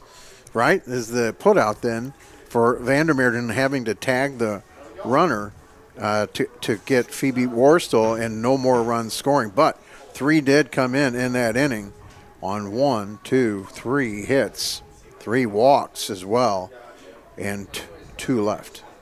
Right, 2 left. Yes. So they've left 7 through 5, but they have the lead now, 4-2, 3 in that inning. And the only thing that you can say that might be good for Fontbonne here is that Thomason had a long break in between innings. So see if that affects how she does in the circle. She'll face Minor, Richmond, and Foppy. Minor with a hit, a home run in the first. Richmond a hit in the first. Foppy 2 hits today. So we'll see how the 6th inning goes. Fontbonne now down. Strike called a Minor. The first baseman, number 22, Hannah Minor. Minor on the home run board for Fontbonne, the 4th player to get on that board this year. She digs in. Down 0-1. That one's in the dirt. And yes, we're literally playing in dirt. This is a real field here. It looks good. It looks green. It looks in really good condition. A lot of rain and, I guess, snow and ice lately to kind of moisturize this. And off the fist, she hits it right into the third base side, right where Fontbonne holds court today. We were talking to the main sports information director, Kevin, here, and I should know this too, as the same system came and hit Indianapolis. There was some storms and some rain back on Thursday and Friday that rolled through the area, so there's been plenty of water to hit this field to make it look and good. So they've had rain recently, but it looks good. They've gotten this field in great shape for these games. Yeah, you didn't have to water any and lately, that's for sure. Minor fouls that one off too. She's just a tad off of trying to get against Thomason for the second time.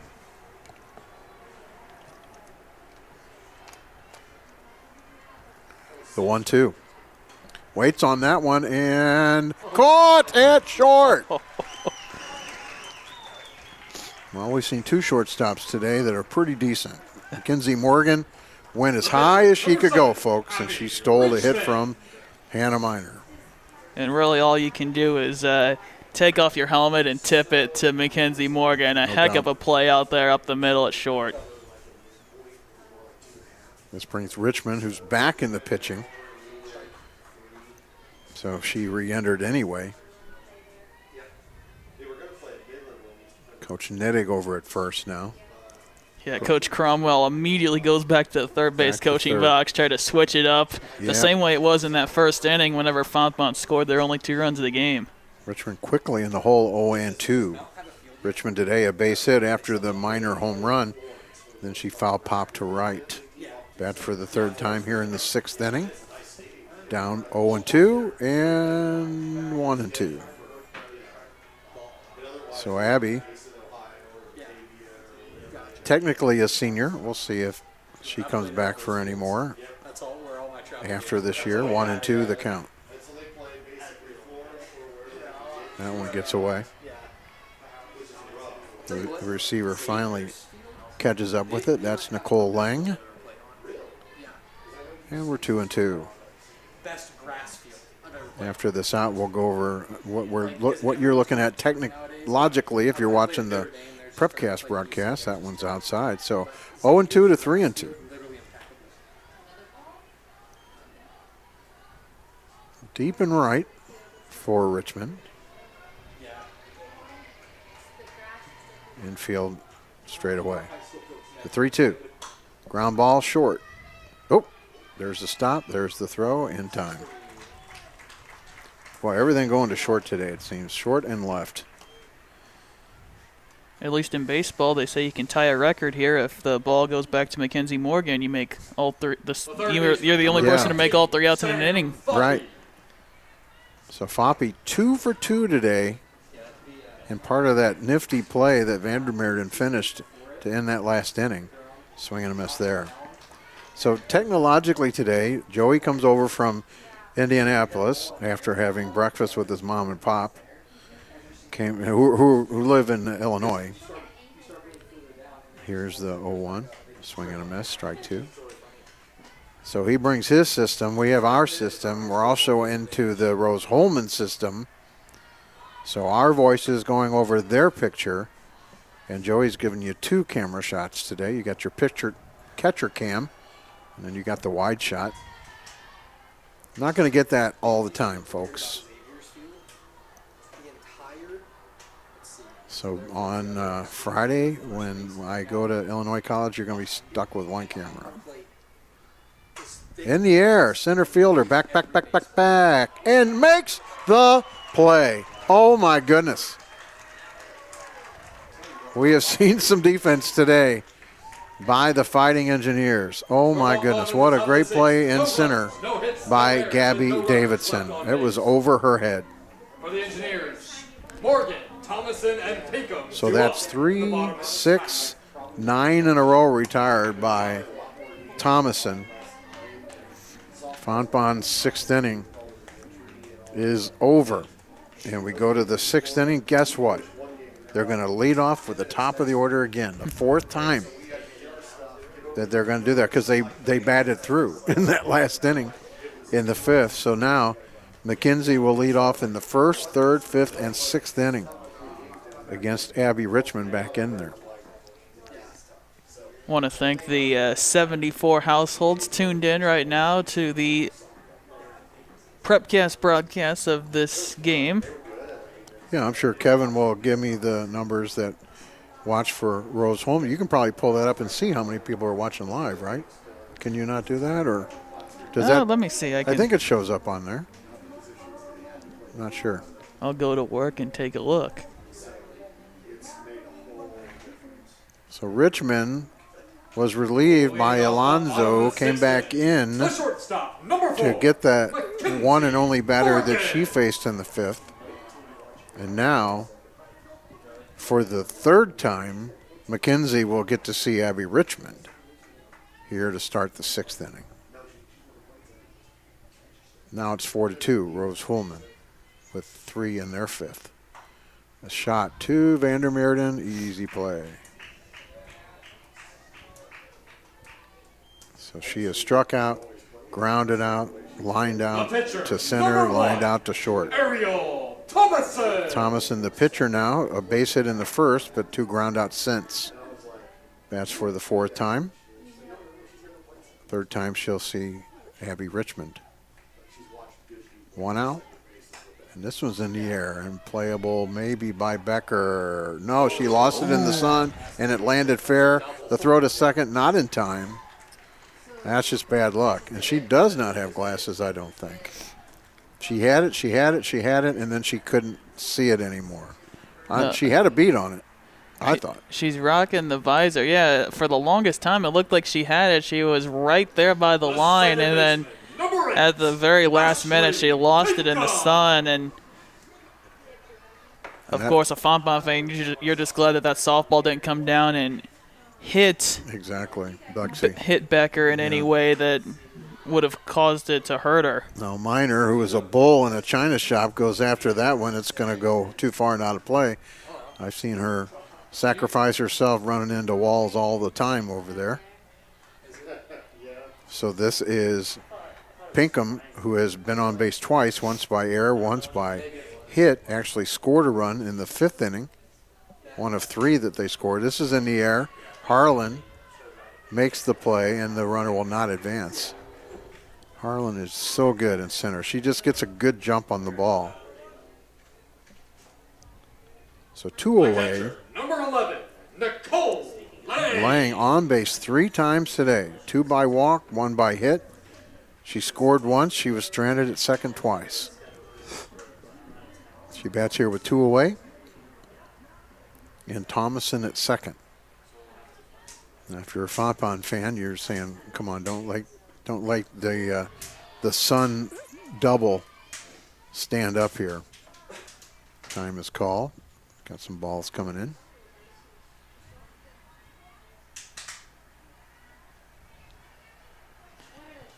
You don't want to have to score 3 runs to tie, as it'll be the top of the 7th and the last chance for the Griffins. They might do it here. Let's see. They stop the runner. The throw is cut at 3rd. The runner is at second. She's going to have to go back to first. She should have just kept going. Really, she should not have stopped. So at the corners. The 3rd baseman, number 27. Lang on for 4 times today. 2 walks, 2 hits. And now Bubalé. She got a base hit, an RBI in that 5th inning. Scored a run as well. 2 on, 2 outs at the corners. And this is a shot into left over Becker's head. 1 run will come in. They're going to send the next, and she'll score. And a double for Bubalé. She has 3 RBIs in the last 2 innings. So not only does that unfortunate misplay, if you will, up the line stand up, that single stands up as well on the RBI double. And like you said, this is all the classical insurance runs that you'd like to have if you're a Fighting Engineer fan, because you're up 4 going into only 1 more possible at bat for Fontbonne. And now they're really up against the wall. Still a runner in scoring position with 2 away for Reagan Nabe. Nabe, 1 for 2 with a walk and a hit. She was out in that pickle at third base. Swing and a miss there. Loses the bat as well. That should count for 2 strikes.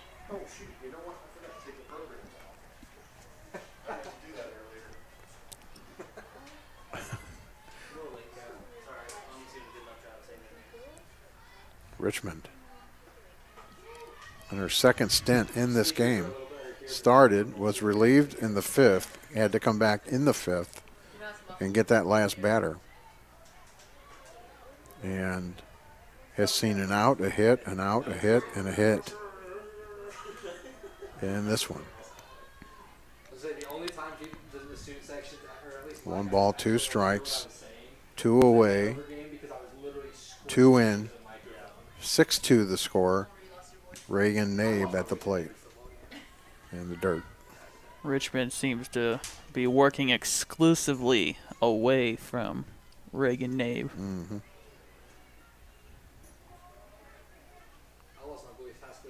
I'd like to stop this right here. Don't want to give her anything she can turn on and bring that next run home. And it's a shot up the middle. See if they hold the runner. They do. Cut off by Minor in the circle, and they'll be at the corners for Worstel. That's 1, 2, 3, 4 hits in this inning. The designated hitter, number 22, Phoebe Worstel. Worstel today popped out twice, and then she got on base with a base hit. She was retired in that nifty play at third base off the glove of Foppe into the glove of Vandermeer, and they do throw down and they get her. And the runner did not run from third, so a stolen base try is cut down 2-6. So Worstel will come up again if we can get to that. In that inning, 2 more. They've scored 5 in the last 2 innings, 6 total. There was 4 hits in that inning, and they left 1. They have left 8 on the day. And Fontbonne will send up 7, 8, 9. Darrow, Paez, and Holtmeyer are due. We might see some pinch hitters in there. In hockey, you have scratches, right? Hockey, there are scratches, yeah. So here, we have scratches today for Fontbonne. Medicine Greco scratched today. She'll not be able to play. And Gracie Morris in a boot will not play today, but they're with us on the trip. So those 2 will not see action today. Ellie Bartlett back home getting treatment. So we hope that she is going to be okay. So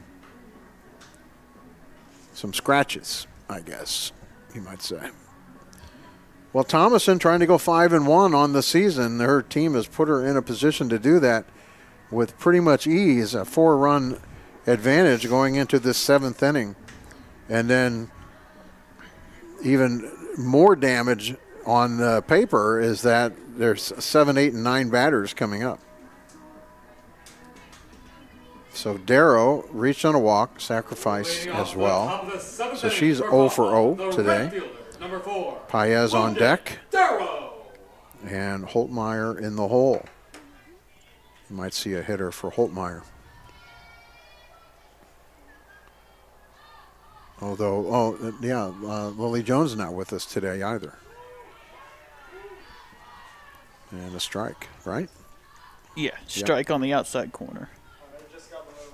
So Darrow digs in. Thomason, ground ball right side, picked up there. Sidearm throw over. First time I think we've called Pinkham in the field to make a play. The catcher, number 23, Grace Paez. So Paez now 0 for 2. Again, she can't get it all by herself, but she liked to smack a ball, knock the cover off of it maybe. Grace struggling this year to start the early going. Playing well defensively behind the plate and at third base at times. Thomason, well, she's just feeling it now. Paez in the air. There's Nabe.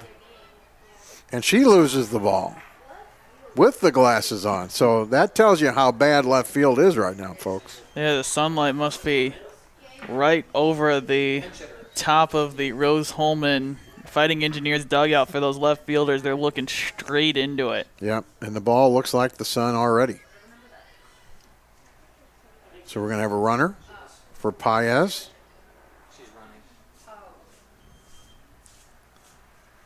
Is Holtmeyer still on deck? No. Yeah, Foppy is on deck. No. It's not Foppy's turn. Oh, so she's waiting for the person that got on base. Pinch running for Fontbonne. Number 3, Cassidy Crisco. Yeah, Cassidy Crisco will run for Paez. Also, pinch Oh, hitting for it's a Fontbonne, new number batter. 15, Elena This is Hotop. Elena Hotop. Okay, so 15 batting for Holtmeyer. Hotop for Holtmeyer. And running is Crisco.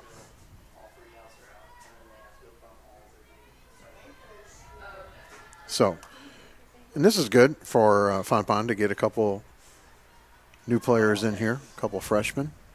Crisco from Rolla, Missouri, and Miss Hotop from Perryville, Missouri.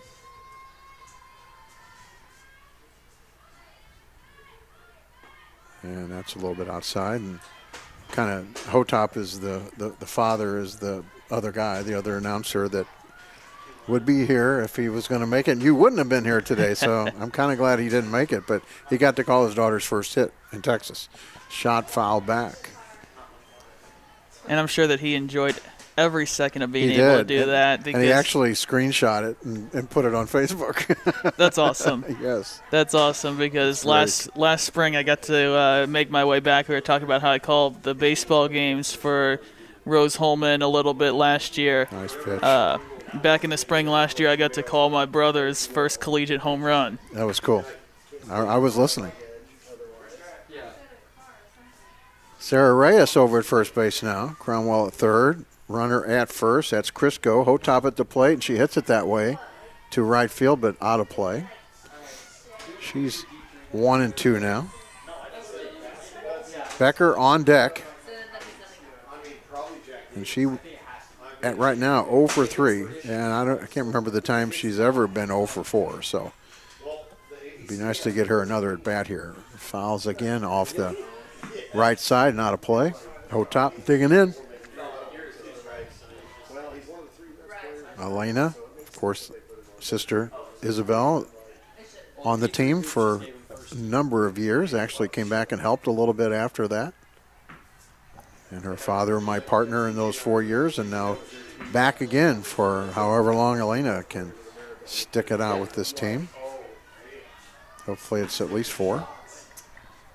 1-2 the count. And the pitch. Hit well again, but fouled off. She has got that alley down. Hotop with a quality at bat here in the 7th. Runner at first. So Crisco not even thinking about running when you're down by 4 runs. 1 out. Thomason to Hotop. Strike call. Wow, that was a tough pitch. Her 3rd K today. That one was the first one looking. Hotop down, 2 away, and Becker is not going to bat. Paints it on the inside corner, and it looked like Thomason also took something off of it that time, making it that much more difficult for Elena. So Michaela Mason will pinch hit. And that's 3 new players that Coach Cromwell has been able to get in this game. Pinch hitting for Fontbonne, number 18, And the second game lineup is different than the first game lineup. We already know that. And we already talked about the scratches and the people that are injured back home. So we still have a good number of players available. And here's a shot. It's a base hit into right. She'll make the turn at second. And a nice stop by Nabe. Oh, that ball would have gone somewhere else. So how about that? Mason, who's been killing it at the plate, She's 286 now, probably way over 300 now. Pinch running for Fontbonne. Runners at the corners, and we'll have a runner. Number 9, Lexi Becker. So Becker will re-enter. You mentioned it. That was a good job by Nabe there. She had to use all of her frame and then some to make sure that throw didn't get away up the left field line and allow Fontbonne to cut into this deficit. So Mason at least puts that leadoff position on. Becker will run for her and re-enter. Patience Vandermeerden 0 for 3. Number 10, Patience Vandermeerden. Struck out once and lined to left on that great play by Nabe, and this is a strike call to Patience. She also flew to left. So she doesn't go 0 for 4 very often either. Maybe she can break that bubble right here. Runners at the corners. They need 4 runs to stay in this game, and there's already 2 away. That one's fouled back. Nice day here in Terre Haute.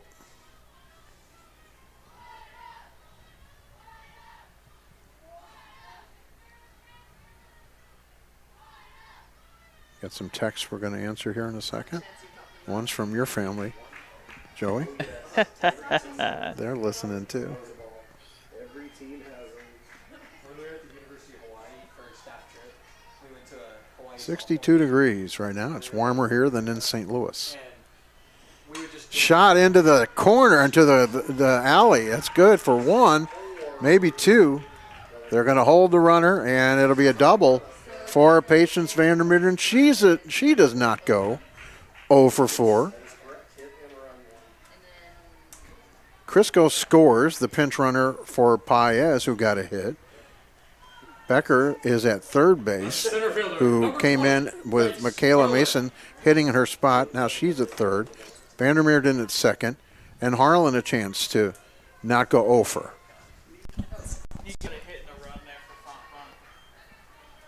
So Harlan digs in, reached on an error, scored a run in the first. She was on for the minor home run. And Fontbonne not scoring since until just now. Can they keep this ball rolling? Harlan looks inside. Called a ball.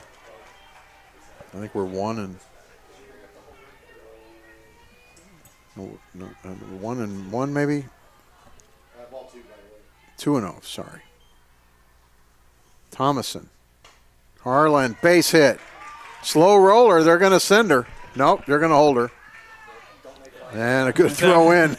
Oh, man. That was a Beauty throw. That was a good decision to hold that runner there at third. And Coach Cromwell, she's right there next to her runner there at third, and she's pointing out to that right fielder, telling her, head up, look. The first baseman, And it's a good by her to have the runner pause there at third base. Ooh, Minor. Just think, if she could do it again, she could give them the lead. That would be something. And you don't really want a home run here. Well, you'd love to have a home run, but I'm just saying, just keep moving it. So Darrow grounds out. Paez base hit. Crisco runs for her and ends up scoring. Hotop looks at a strike 3, a very close call for out 2. Becker is pinch hit by Mason. Gets a base hit. Becker comes in to run for her, and she scores. Vandermeerden comes in and takes away her offer with a double that brings in a run. She's now at third. Harlan comes in, gets a base hit to take away her offer, and she's at first. So first and third, 2 away, 6-4 now the score, with 2 scored in this inning. So they scored 2 in the first and 2 in the 7th. Can Minor get some more in against Thomason? They're going to stay with Thomason. Minor looks at a strike. There's 2 away. We're in the 7th, and Fontbonne tends to do this in the late innings. They rally, and sometimes it's enough. Sometimes they were too far behind, but we'll see what happens here. A shot to third. They throw to first, and that's the game. That was a good play at third base. Minor hit it hard, Joey, but right at a base runner, a hitter. Yeah, it was a hard hit by Minor, but Rose-Hulman winning game number 1 by a score. Buble was able to stay composed, field it cleanly, and then a strong throw across the diamond to Mitch Nowich over there at first base for the Fighting Engineers. And a nice little rally that the Griffins are able to put together, but they come up just short, falling 6-4 in game 1. So 4 runs, 8 hits, 2 errors, 6 left on for Fontbonne, 6 runs, 11 hits, 2, 4, 6, 8 left on base for Rose-Hulman. But a very interesting game. Fontbonne did it all in the bookends. They did it all in the beginning and at the end. And it was the end of the game that Rose-Hulman kind of came in and got 3 in the 5th and 2 in the 6th to get to their 6th. So 6-4 the final. A very interesting game. We'll be back for the next game as well, sponsored by the Alonso family. And we'll be able to talk a little more about how the baseball teams are doing for both schools as well when we come back. So for Joey Messenbrink, I'm Tim Miller saying so long on both broadcasts, on the softball broadcast for Rose-Hulman and for the College Cast broadcasts for the Fontbonne Sports Network, again, sponsored by the Alonso family. So long for now. Come back in about 25. I will do so that you can get your work done. Sounds good. Thank you, sir. Yep. That was a good one. That became a real interesting ball game. Sure did. Sorry about that. I'm sure you probably changed the score. I'm just used. I'm used to changing it on the control panel there, so I didn't even recognize it.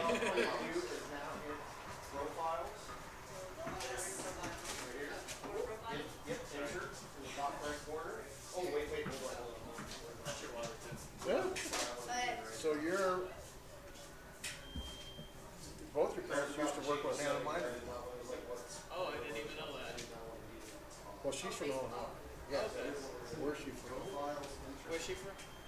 Highland, Illinois. Like the whole Okay. game The out. Miners were from Highland. Name's the same. And there you go. Can you bring up the switch? See what kind of camera angle he's got going. Yeah.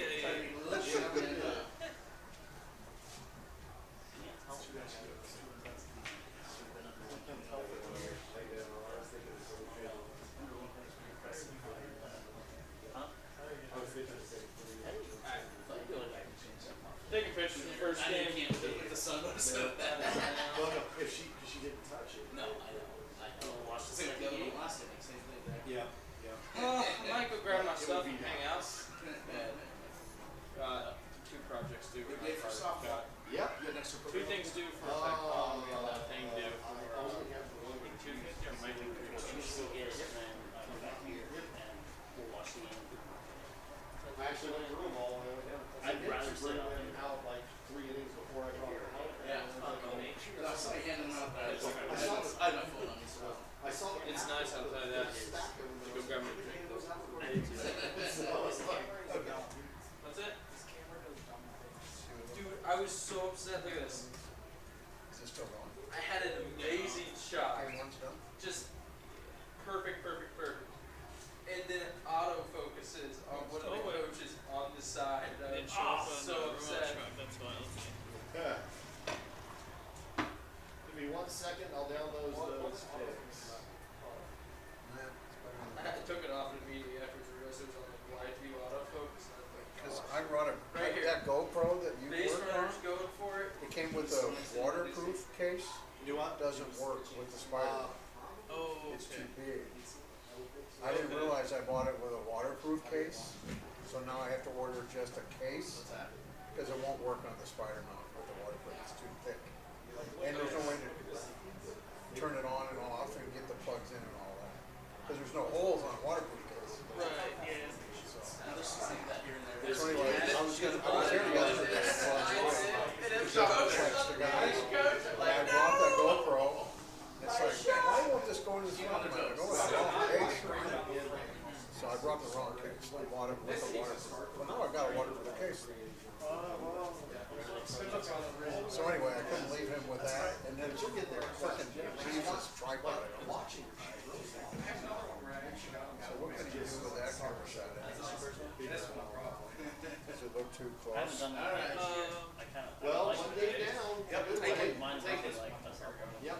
So I don't know. I can't really tell how he's. I was supposed to work this one last week. All the way to It's on the table, I bet.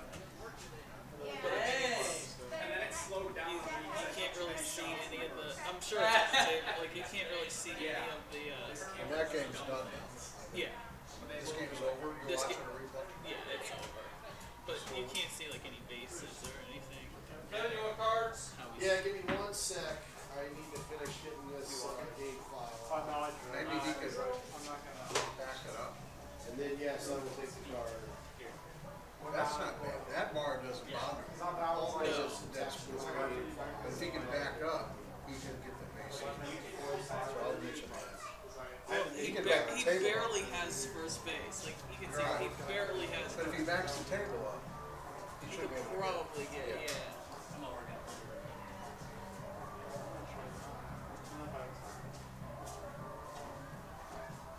You want me to take take the Taco clock Bell? about I have not eaten today and I'm starved. I ate twice already today.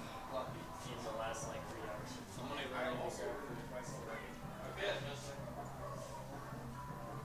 Making a Are you run. about to go back? What's that? You about to go back? Yeah, here in a second. Are you walking or driving? I'm just walking There over was a to the car kind of next a- side and driving it. Moral victory there at the end of the Fontbonne. Yeah. They didn't It's go convenient for those at here. Lakeside. Park at Lakeside. It's convenient unless you're coming from ESB. That is true. Fair enough. When I lived in Speed, I rode a bike down to it. When I lived in It's Vermont, park my bike. Yeah, 'cause you got the hill on your side. So Shane, did you meet Shane? Yeah. Bolton? Well, it's actually good as part of Yeah. You met, anyway, he got a job in Cape, It's a super a reporting job or something. I realized I had Is he to. gonna try to like He's gonna be able to work Mondays and Tuesdays for me. back here in this area? Is he gonna try to like get the southeast Missouri? No, I don't think he's like moving down there. You know, I think he's, I don't know, maybe they're putting him in a hotel or he has a buddy to stay with. Because he's coming back on Mondays and Tuesdays. So he's still doing stuff for us. Let's set this right here. And we lost Rockwood this week for next year. We're going with Huddle. Is it? Alright. But she did say, the superintendent said, well, the schools are still gonna use you for recording games and probably football. In terms of like integrations, like we'll be able to like integrate. Well, stuff. and if they're playing each other at a neutral site somewhere, like at Walmart or whatever, well, yeah, you gotta have sound there. Because you don't have a camera out there. halfway to third, it slowed down because I had taken too many photos in the first. That happens.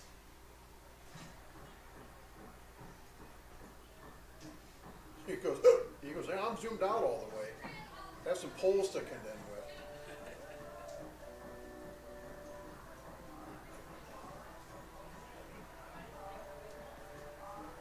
Now I'm sick, because I brought that, because James has one, I have one, and this is the new one I'm just gonna use for Swick. And I brought it out ready to give it to him and set it up, and it's like, I can't make it work. What's wrong with this stupid case? Because I wanted to show Shane how to use it. So now Shane, Monday and Tuesday is about all we have that's not college, is all the Rockwood stuff. So he's been pretty much focused on that. But he's out for Swick and Greenville and all that stuff. I've been able to cover everything so far that he cannot do. Because I had him covered like When is crazy. the Fontbonne and Spalding? It's a Wednesday. I know. So when, it's the 30th, it's my birthday. Okay. If you, I'll give you like, so what is it? 3 Central, so that's 4. 3 o'clock their time. 3 o'clock. 3 o'clock their time. 3 o'clock. Well, Fontbonne's website is 3 Central. Oh, it's 3 Central. So 4 Eastern. I could, if you wanted me to, I could get down there. If you're, let me ask the Jared guy, I doubt he's going. I can. Is that the next two events, Illinois?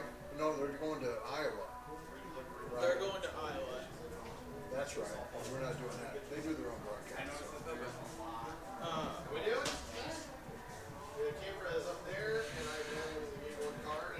Where's Illinois College? Friday? Friday, yes. And then when do they go to Iowa? That's Sunday. And then back on Wednesday to Spalding. Yes. I'm just trying to think. Do I have anything that would? On Wednesday? Right now, it doesn't. And how far is that from Is you? everything yesterday? I think it's like. I know. I think it's Ellie suffered yesterday in shot track. maybe an hour and a half, like not 65. Oh, that's not too bad. What was today? How far? I think if I remember, it's only an hour out I here. did judge myself. I think I was this the second one who signed it. Elder like was by. I'll do it. I don't know why I did that. Not Elder. What was the one school that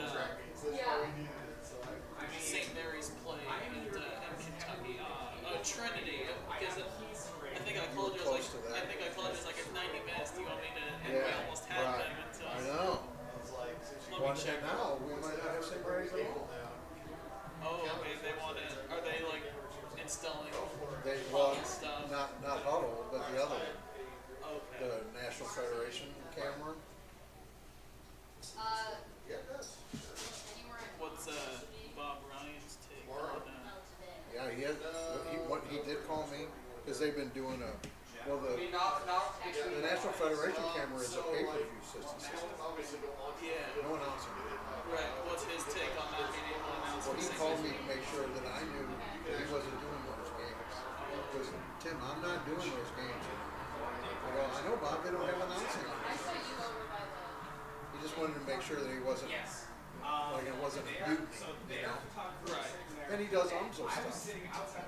He's the UMSO guy. He does all of baseball, softball, basketball, volleyball. He does all. Yeah, so that's what you can either. Short 90 minutes for me. Okay, So, right. I And think. that would be before rush hour and all that. Yeah, I think tended like pencil me down. Well, I'm by myself if they're not home, so. No big deal. But if we can't get there, they have a beautiful softball field that I'm not getting no. backs up to the football soccer field. Yeah, they have a brand new setup. It's 2 years old. I've never done a game from there. I saw it when we went down there. When Bob Richards and I went down there for soccer. You guys were at Webster. Yeah. We did that.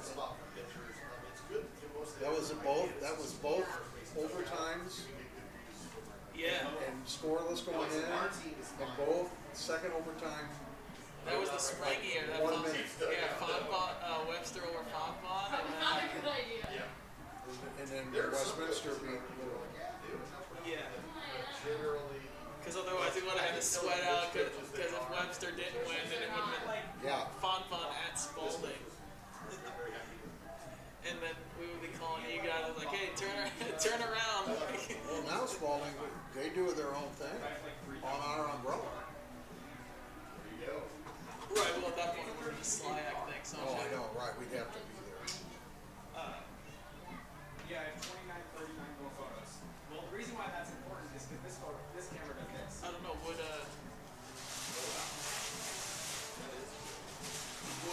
they want? I don't know if they can, but would they want to like put something in that pushes out to the next side so that way like they don't have to set a mic? It's just that our feed also like the same thing. For what? Put in their settings. Yes, put in some kind of link that would How far down the foul line can you go? On our V-Cloud. yeah. It's wherever you want to go. Like, I know that we don't want to be inside the foul Oh, line yeah. at the wall, Right. but can we be I outside? don't think they have to do anything on there. Yeah, you don't want to be on the field itself. Yeah. Beyond that, wherever you want to go. I like football. I have a box in football. Right. But nobody follows the box in football, actually. You have an actual box. Yeah, it's a dotted line that you have to stay in. But then the team's over it all the time. Yep. And then I don't have, Yep. So then you got to maneuver And you're like yourself to standing, get the and you're shot. like standing between, like, in the middle, yes. See, I'm used to sports like, I like it when I have a lacrosse line. is So when will you know about you can Spalding? go anywhere except Uh, the team's bench and the official box, and on the field. I hate that.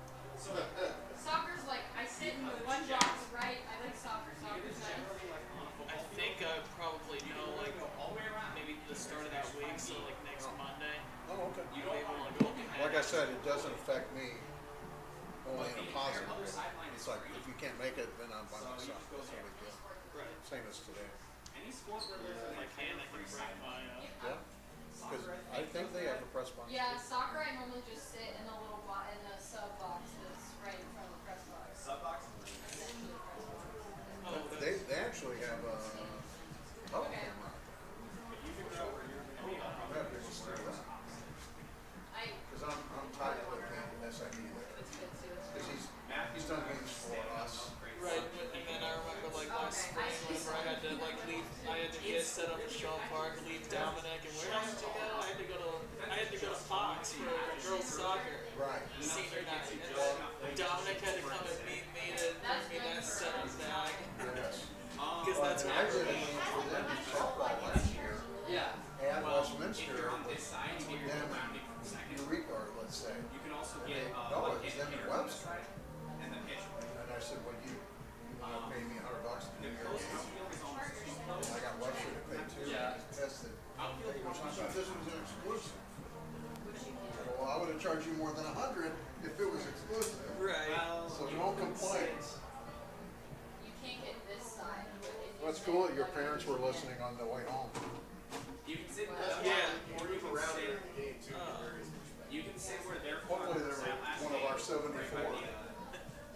Yeah, the mats. Behind it, Hey Kevin, Yeah. yeah. Okay. can you go? Yes.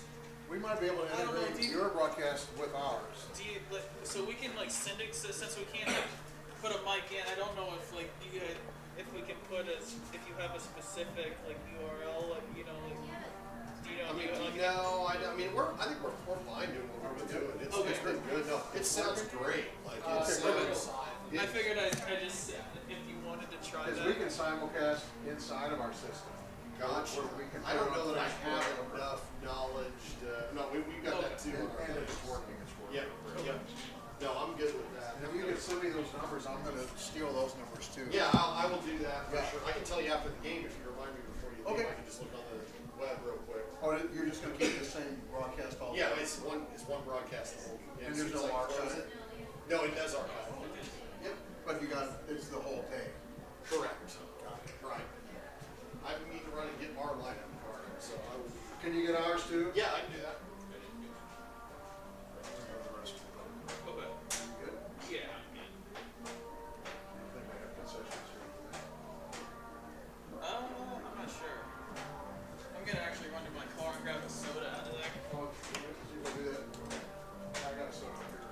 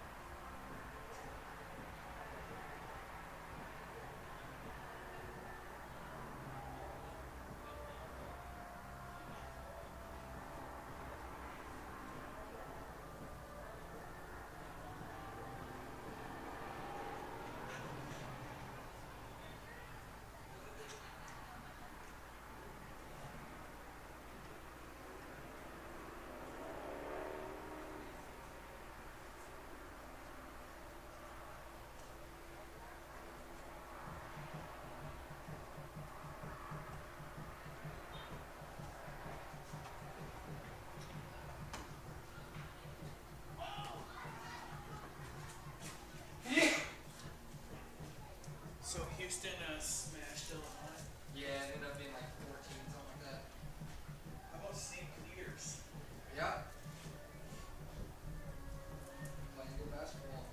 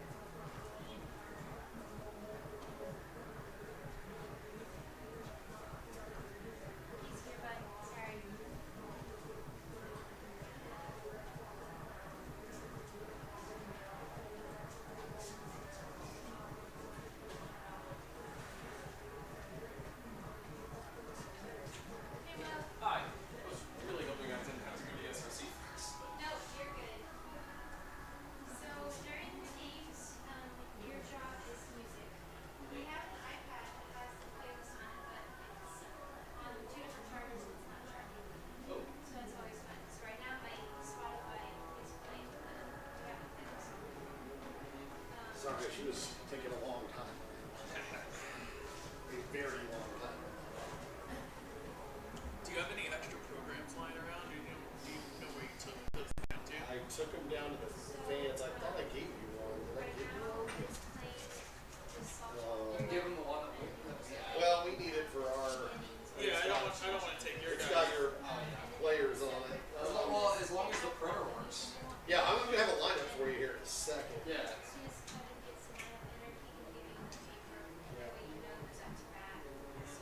Like I said, they were very late in getting that to me, so be patient.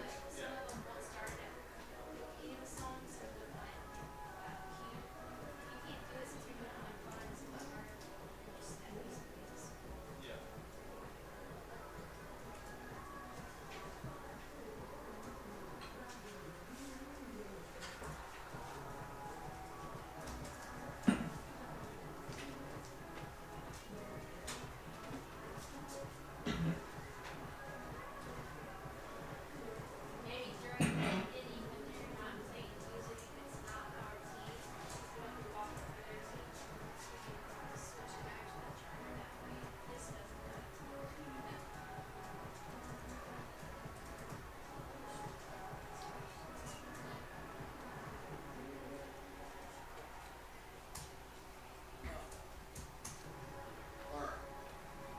The printer works, we're gonna be good here in a second. Okay. So, Kevin, the mixer that I should be able to rig together when I Yes. come next weekend, you won't need I'll have a cable XLR to the quarter-inch XLR. Okay. But I shouldn't need it. I should be able to just go XLR to XLR, which I also have. So. Perfect. Okay. That is great. So I shouldn't even really have to worry about anything. Yeah, if you want to have a backup just in case, but I've tested this thing out with doing video stuff through Zoom calls and stuff, and Yep. it's worked out. So Awesome. I have a pretty good level of confidence that it should work. Perfect. That will be great.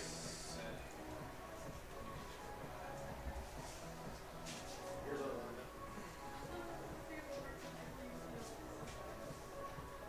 I'm about to try to print the lineup. Print slightly last game. Okay.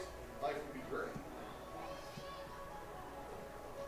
She was.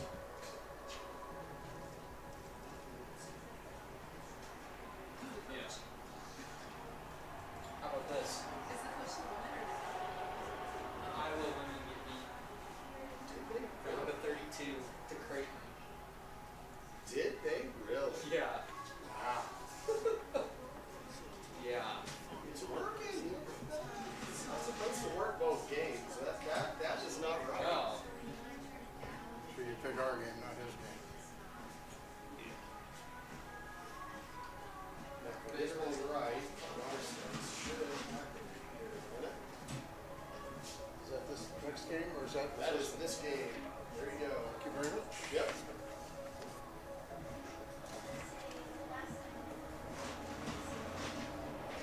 One for you as well. Let's go. We're going. We'll come out to Landon and then we're good to roll. Your broadcast going? I believe so. Okay. I'll double check.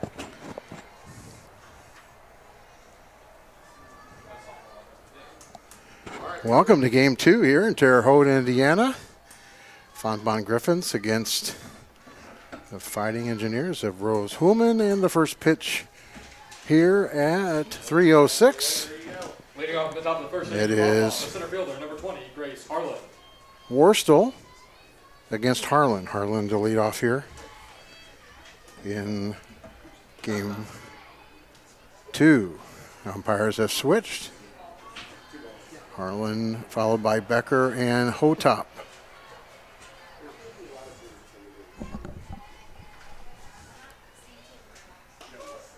And a strike call to Grace Harlan. I'm Tim Miller alongside Joey Messenbrink here for Game 2. We're also part of the Rose-Hulman softball broadcast, so we welcome you all in as well. And another ball high. This is on the Fontbonne side. This is sponsored by the Alonso family. We thank them for being a part of the doubleheader today. The 3-1. Harlan swipes at that to make it full, and a smile on her face like, whoops, maybe shouldn't have done that. Harlan center, Becker in right. Hotop at first, Minor at third. That one's inside, she walks. Mason the DH today. Cassidy Crisco will be in left. Vandermeerden at short. Paez the catcher and Holtmeyer at second. So mostly the same, but not the same batting order. Becker down into the second spot, and she'll play in right field today. A bunt. Successful. Harlan now at second base. Sacrifice is good.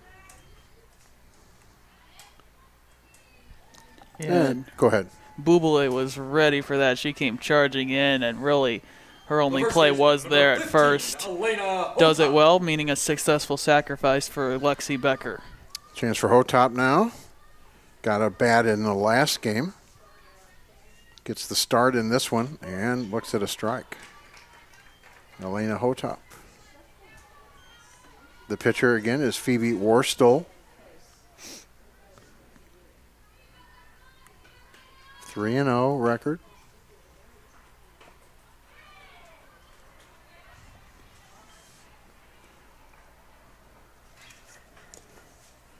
And this team now 9-2 on the season. Worstall 2.62 ERA. 25 strikeouts to only 3 walks. There's a swing and a miss. Harlan will advance.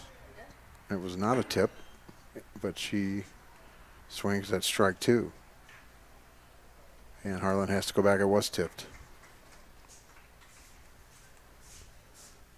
Minor on deck. Minor will be at third base. She goes from one corner to the other with Hotop at first in this one.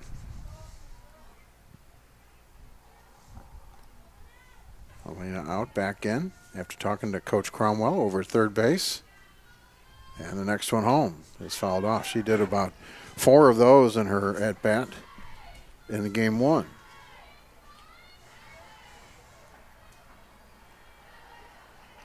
A note about watching these games in archive mode. You can do that till about midnight. I'll clear those games away at midnight tonight. Both of these games will go away. Another one, same place.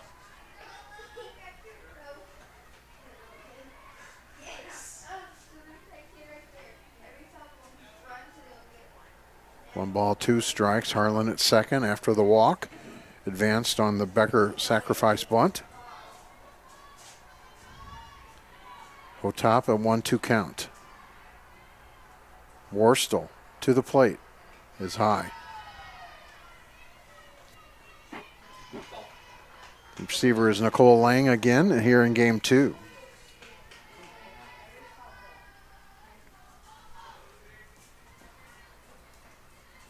This pitcher works off the wristband signs. Hotop lets that go. It's now full.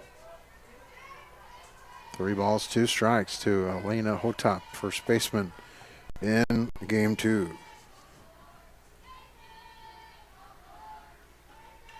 Stays alive. No. Oh, wait, sorry, that was a strike. Still full. The flag flapping a little bit in left center on top of the Rose-Hulman scoreboard. Nice facility here in Terre Haute. And ball 4. 2 walks in the inning. And Minor up. In the first inning in game 1, she hit one into left center that's still rolling. Third baseman, number 22, Hannah Minor.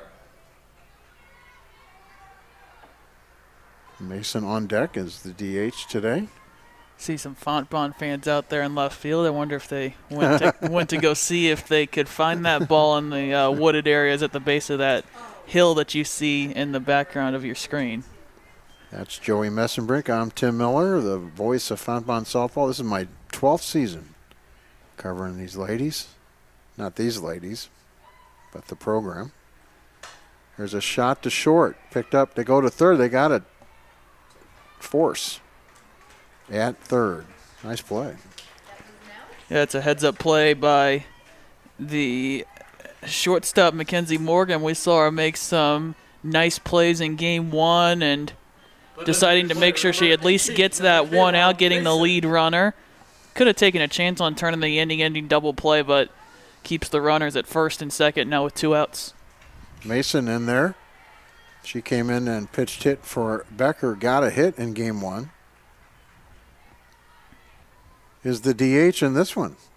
A pitcher by trade.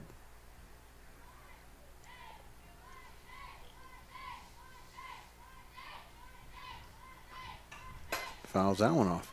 A couple of good swings. Otop now at second, Minor at first. 2 away. Opening inning. Phoebe Worstel in the circle for the Fighting Engineers. Another foul back. And Joey, that just means she's just a tick away from getting a hold of it. Yeah, you're absolutely right. Those foul balls are just straight back to the backstop right in front of the press box window where we sit. So she's got the timing down on Worstel. Just needs to that hit her. Find a way to put it in play, but instead the ball finds her on the arm. It might have hit her fist, maybe on the knob of the bat. And that's going to bring up Cassidy Crisco. The left fielder, number 3, Cassidy Crisco. Crisco looking for her first at hit. She's had 1 official at bat. She scored a run this year. That one gets away and nobody advances. You got to go right away on those. It's a very short backstop here at the softball field. Crisco will play left field. That moved Becker over to right. Strike call on inside.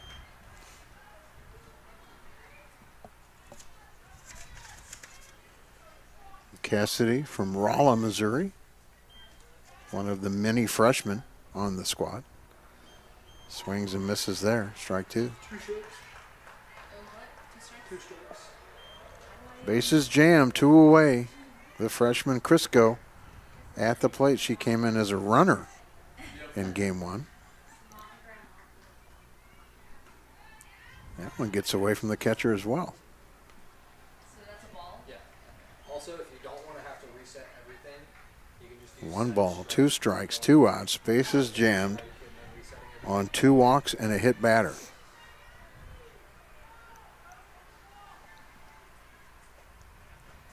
In the air. This might fall, and it doesn't. Another catch by an outfielder coming in from right field.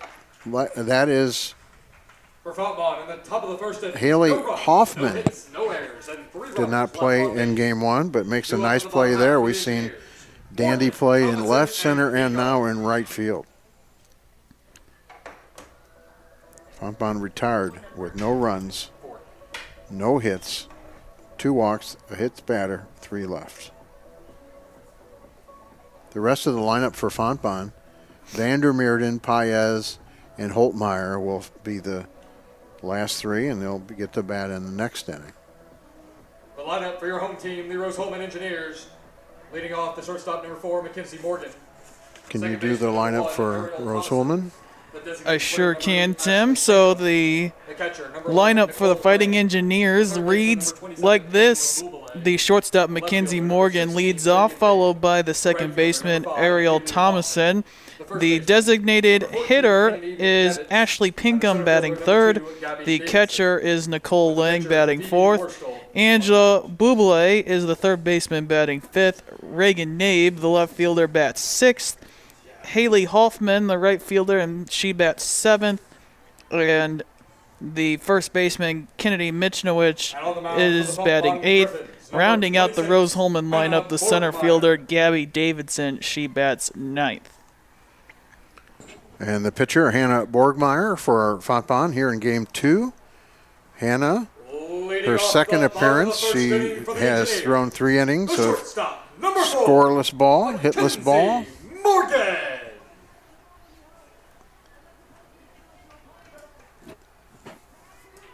I know Coach Hotop in his Texas broadcast were trying to say, well, who's the tallest player? Is it Hannah or is it Michaela? And I think Hannah might have that. So Borgmeyer will face Mackenzie Morgan, the shortstop, first. Ground ball to the other shortstop, Patience. Nice job by Hotop. She's got a good stretch over there, too. The second baseman, number 1, Ariel Thomason. 1 pitch, 1 out. I know I couldn't do anything like that, Woo. Tim. Stretching my legs well, out I can there. do it, but I can't get back up. I go, okay, game over for me. Thank you. That's probably the same thing for me, or if I do get back up, I'll be walking around slowly afterwards, Yes. that's for sure. Take me out, Coach. Now on the second one to Borgmeyer for the out. 2 pitches, 2 outs on the ground. That was Ariel Thomason, who plays second base when she's not pitching. I can't even fill out the scoreboard fast enough. Ashley Pinkham now. And you know that she's being told to at least take a pitch here. You don't want to give Fontbonne a super quick inning, or she does. How about that? 3 pitches, 3 outs, 2 to the pitcher. So Pinkham, who is the DH in this one, no runs, no hits, no errors, and no and I couldn't write these down fast enough, folks. 3 up, 3 down. The rest of the order, as given to you by Joey Lang, Buble, Nabe, Hoffman, Mankiewicz, and Davidson. Mankiewicz will actually bat in this one. So we've played one. There's no score. Fontbonne did threaten. They had the bases loaded. Now they'll send up 7, 8, 9. That's Vandermeerden, Paez, and Holtmeyer here in inning 2 against Phoebe Worstel. So let's kind of explain to everybody what's happening. You're seeing, you're doing 2 cameras again in this one. So basically on the Prepcast, CollegeCast side, the Fontbonne Sports Network, sponsored again by the Alonzo family. Explain the 2 cameras that they're getting. So right now you have the camera. It's almost right behind home plate. This is the action camera, the ball being put in play, so you can see pretty much the entire softball field here. And then you also will have a pitcher-catcher camera that I'll cut to whenever we're in the middle of an at-bat as well. And then we want to thank the people here at Rose-Hulman. And I was kind of paying attention, Tim, at what they had here, and they were mentioning they had a scorebot. And so I went over and looked, and they logged in their credentials to the scorebot. So every time that the scoreboard here at the field changes, it changes the scoreboard you see on the screen. I'm actually not changing. Cool. I'm actually not even doing anything inside the control panel. It's pretty sweet. It's less to have to worry about. Vandermeerden will lead off the second inning in a scoreless game here in Game 2, and Terre Haute just inside the Indiana border at Rose-Hulman. You can see the campus beyond the trees. This is in the air. And, nice job by the center fielder, kind of battle the sun with the glasses on. And Gabby Davidson does a nice job out there. We saw in left in Game 1, Joey, the sun played havoc for sure. We saw each fielder in the later part of that first game lose a ball in the sun. Yeah, the sun must have been right over the top of that Rose-Hulman dugout, because both left fielders late in the game lost a ball. Fontbonne's left fielder over by the left field line, and then the left fielder for Rose-Hulman, she, wearing sunglasses, was still lost the ball right in front of her. This is Grace Paez. Already a 1-strike count, fouls it back to us, and a flinch by the guy to my right. Right into your living room on the pitcher-catcher camera that I have cut to right now. Yeah, if you're on the Prepcast broadcast, you're seeing the two cameras switching, and the Rose-Hulman is a camera that's just a little bit further down from ours. And then what we're doing is we're piping our sound out of our mixer into their camera for the broadcast. There was a baseball team last summer. I could have worked for it, South Dakota. The 0-2. Shot to third. Nice play. Oh, my goodness. No trouble over there at third base for Bubale. That's two good plays she's made already in this inning, in this game. Baseman, number 1, Madeline Holtmeyer. That's a good glove out there. She took a ground ball with no trouble. Kind of lollipopped it over to first. There's no way Paez could beat that out. Now Holtmeyer, batting in the 9th spot, flies it out to first. This is a quick game so far. 3 up, 3 down. That's 4 in a row retired. Fontbonne will send the top of the order up in the 3rd. In the 2nd, for Rose-Hulman, it'll be Lang, Bubale, and Nabe.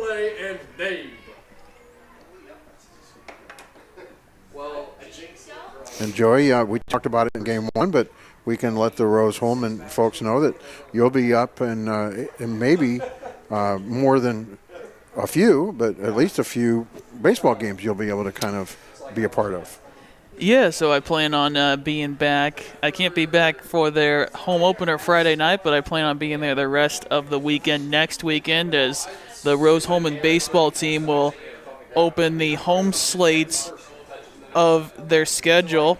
And at last check here of the Rose-Hulman baseball team, for those fans tuning in here on the Fontbonne Sports Network, the Fighting Engineers baseball team is leading Capital 12-5 out in Batavia, Ohio. And for the Fontbonne fans that have a rooting interest in the baseball team, the Griffins baseball team took down Westminster in convincing fashion, 11-1. Wow. So how many innings did that have to go? Does it say? It just says a final here. It doesn't say that it went any shorter. I'll pull up the box score here on the SLIAC page. It went 8 innings. Okay, so a run rule in the 8th. All right, this is Nicole Lang, the catcher, facing Miss Hannah Borgmeyer, a freshman out of Kansas City. Went to Notre Dame de Sion. Her 2nd appearance on the season in the circle. Hannah wears the mask. She's ready, brings it home, and it's fouled off. And while we're talking about scores, some other softball scores going on that matter with conference play getting ready to start up. Wash U beat Spalding 14-1. Ooh-wee. And they're going to play 2, though, I think?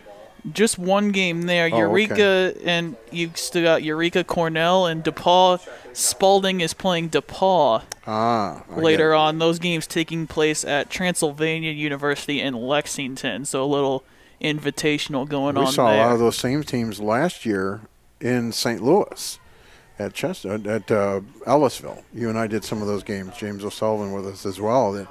DePaul and Davidson and Transylvania, Fontbonne, Webster, Wash U, they were all there. Spalding was not. Eureka was not.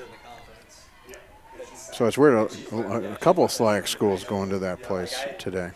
She literally had some D1 offers to play, but she So Wash U will be on our network against Webster this week, Wednesday. And there's a walk to Lang to start this inning. She was literally a 12-letter athlete. First base runner for the Fighting Engineers. Now Bubale up at third base. Already has made a couple of nice plays over there. The third baseman, number 27, Angela Bubale. Angela Bubale. 395 average. They have 3 girls in the 400s. Runner going, and a kind of a half throw. She had to kind of. Yeah, Paez lost that in her glove. Yeah, so Stolen base for Lang. That's her second of the year. Sorry. The score for Eureka and Cornell, they're still going on in game 1 right now. It is Cornell leading Eureka 8-4 that game in the 5th inning. There's a shot past Vandermeerden's glove, but hit too hard.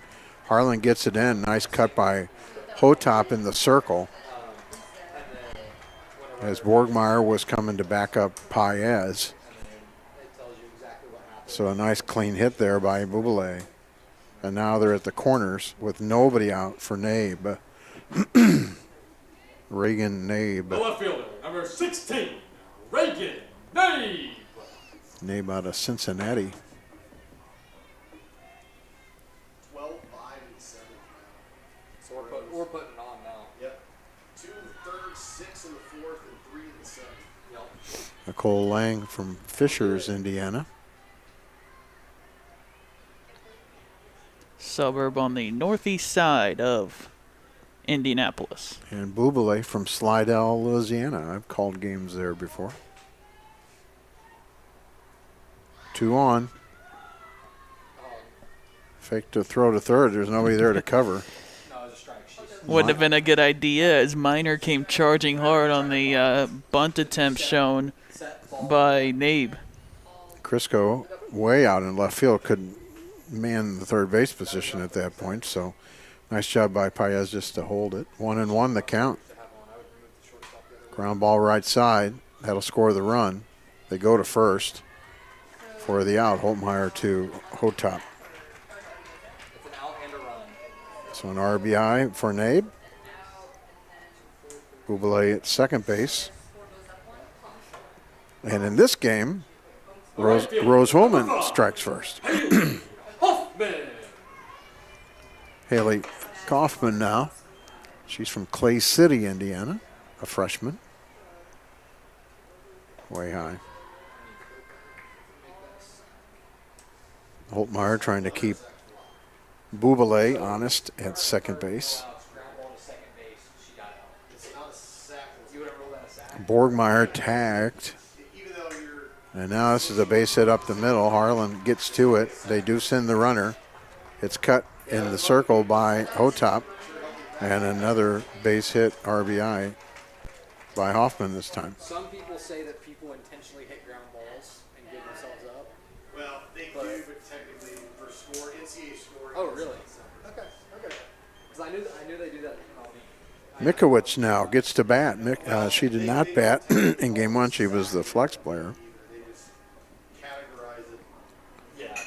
A 143 average, has appeared in all 11 games prior to this one. Okay.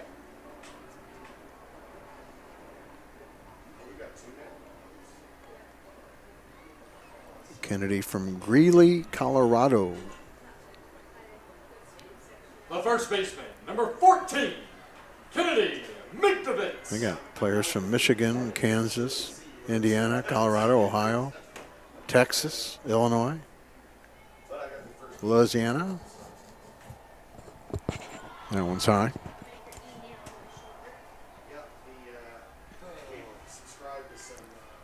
Miknowitz. Kennedy. Way up in the box. 2 in, 1 on. 1 out. That one goes wide. Paez a nice stop to keep Hoffman at first base. Borgmeyer got the first 3 down in 3 pitches. Has struggled a little bit in this one. A walk, a hit, a ground out for an RBI, and a base hit for an RBI. Again, Minor is at third base, Hotop at first. Still Vandermeerden and Holtmeyer in the middle. Strike call at the knees for Borgmeyer.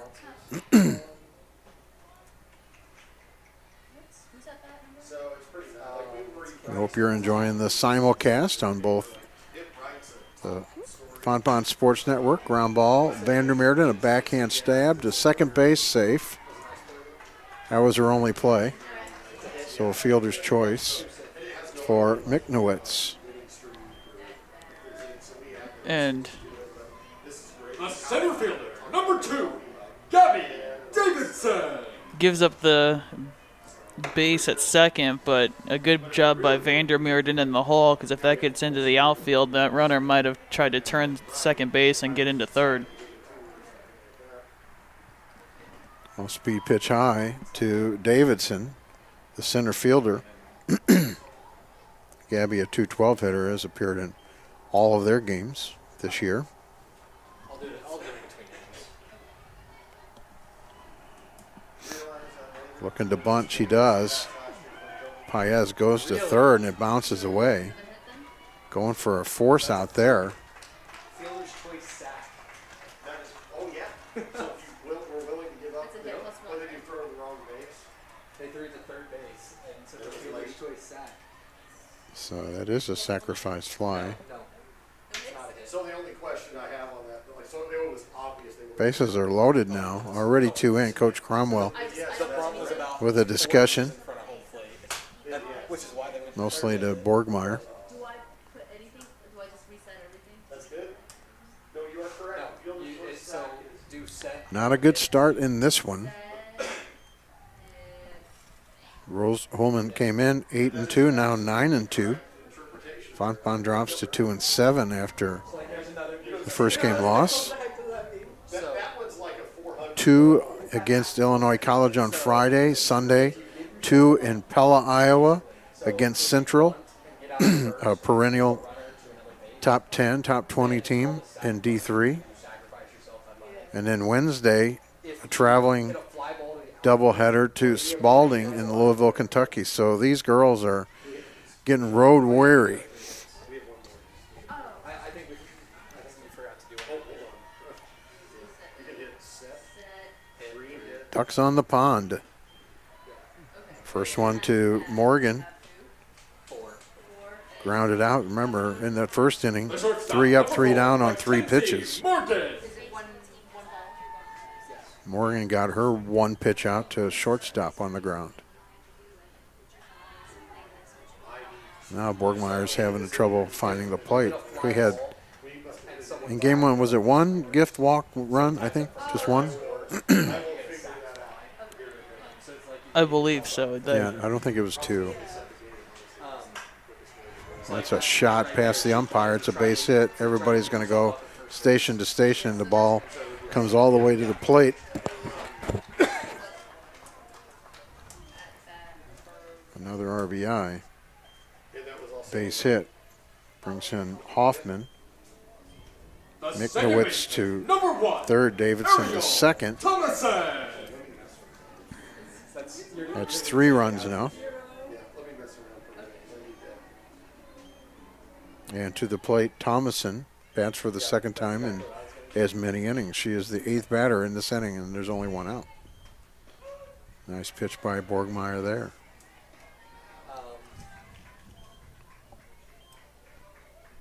Thomason, the pitcher in game 1, got the win. She's now 5-1. Yes, we're at 3. Oh, you're at 5 now. Way outside. Nice stop by Grace. So it's where if you hit a ball, hit a ball. You can see her body language, a little frustrated. You hit a ball on the I ground, think we're caught up now. and We're good. they Already a coach's timeout in this inning. it's called a fielder's choice because they made the choice. It's a ground ball and foul. Good job by Miner to let that go. Let's say there's Vandermeerden ready in case it came back fair again. a second, get you out, you would get on. You would But you couldn't even have gotten an out with that. So good choice by Hannah. And again, she's just on the other side of the infield. She does that at first base as well. Looks at the English of the ball and lets it go. Borgmeyer to the plate. Miner comes home. There's the force for out number 2. Like they would just go for whoever's there. And it's not a hit because it's only a hit if Fielder's choice for Thomason. and there's no out. Base is still loaded for the 9th batter in the inning. Miss Pinkham, the DH. Alyssa from Newburgh, Indiana. In the air, on the infield, Vander Meerden. Whew! She fought it off and she made the play. So, in this inning, 3 runs? Yes. 3 runs on 1, 2, 3 hits. And 3 left. So after 2, it's 3-0. And for Fontbonne, the top of the order, Harlan, Becker, and Hotop. Got any score updates for us? I'm working on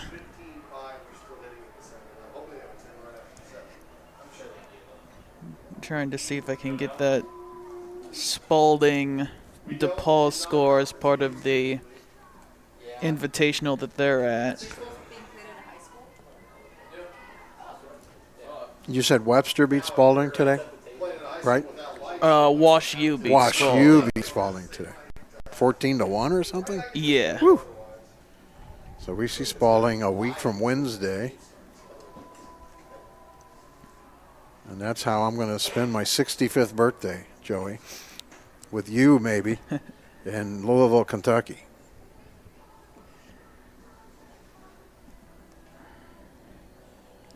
We're going to drive about 9 hours to play 5 hours of ball, come home.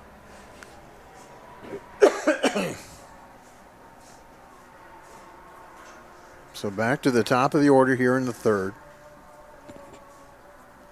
A 3 spot by Rose-Hulman in their 2nd inning. Number 20, Grace Harlan. Is where we stand. Fontbonne had 6 to the plate, but none of them by hit. 2 walks and a hit batter. Harlan looks at a strike. Grace a walk, and then was forced at second base. That's right. I know Anderson. Went for the bunt, offered, and a swing, strike 2. Yeah. Grace not quite in her element yet at the plate on this year. Oh, it's a neutral site this year? Interesting. Why? Let's that one go. She maybe should have swung at that one so she could maybe get on.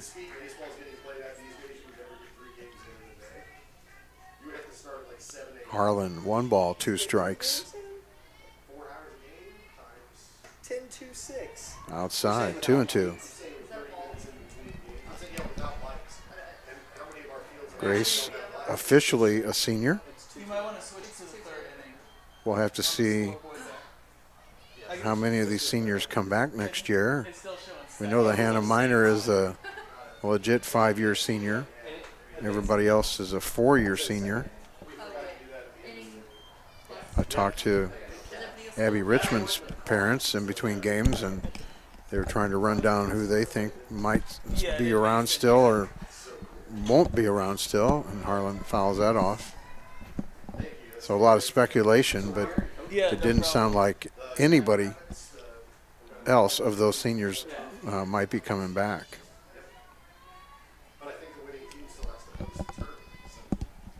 Yeah. Harlan. She got a piece of that. Now they have to throw her out. She didn't get a piece of that. She did swing at it, though. So she's a strikeout victim and a put out 2-3. First strikeout for Worstel. And now Becker, also a senior. I saw her dad in between games. I didn't ask if he thinks she's sticking around.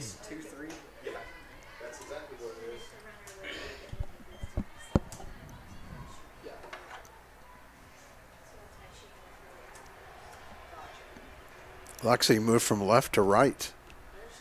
And that was not because of a misplay because of the sun. It was so they could have room for Cassidy Crisco to play left field.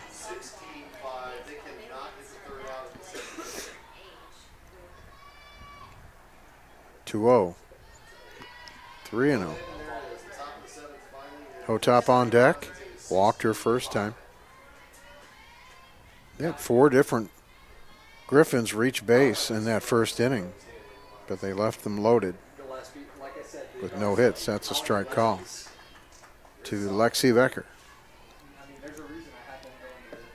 Lexi's got to be feeling happy that she doesn't have to pitch this year, at least except in a pinch. This one might fall. Oh, it's caught and dropped. Well, we've seen nothing but great plays, and that would have been another great play. And that was Nabe still in left field. Finally, one that bounces the Fontbonne's way, Joey. Seems like everything is falling just perfectly for the Fighting Engineers. So and hopefully that bounce, quite literally, as it bounces out of the glove of Reagan Nabe, that's the first hit of the game for Fontbonne. So hopefully that first bounce will lead to more hits, and Fontbonne can get on the scoreboard here in the third. Hotava, a nice smack but foul. She got hold of that one.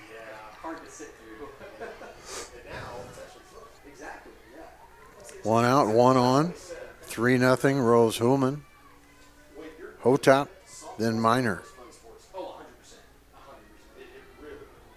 Warstill.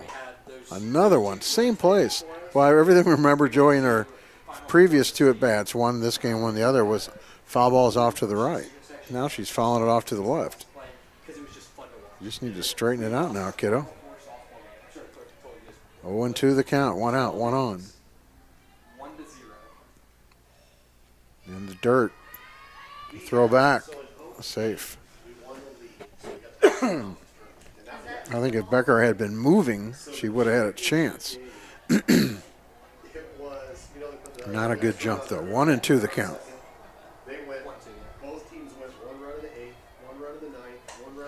This is the shot into center field. It's not caught. Becker with a slow start, though, is not going to get past third base. So a double does not score a run because Becker had to wait and see if that was going to be caught, Joey, and that was a good call on the bases.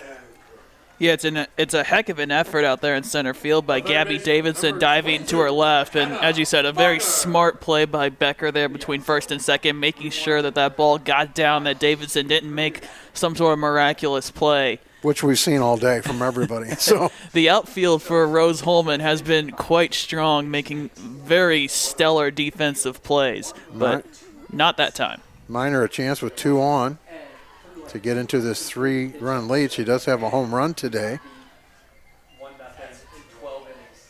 Fontbonne scored 2 early and 2 late, but way too late as they lost by a couple. Minor on the inside pitch fouls it off.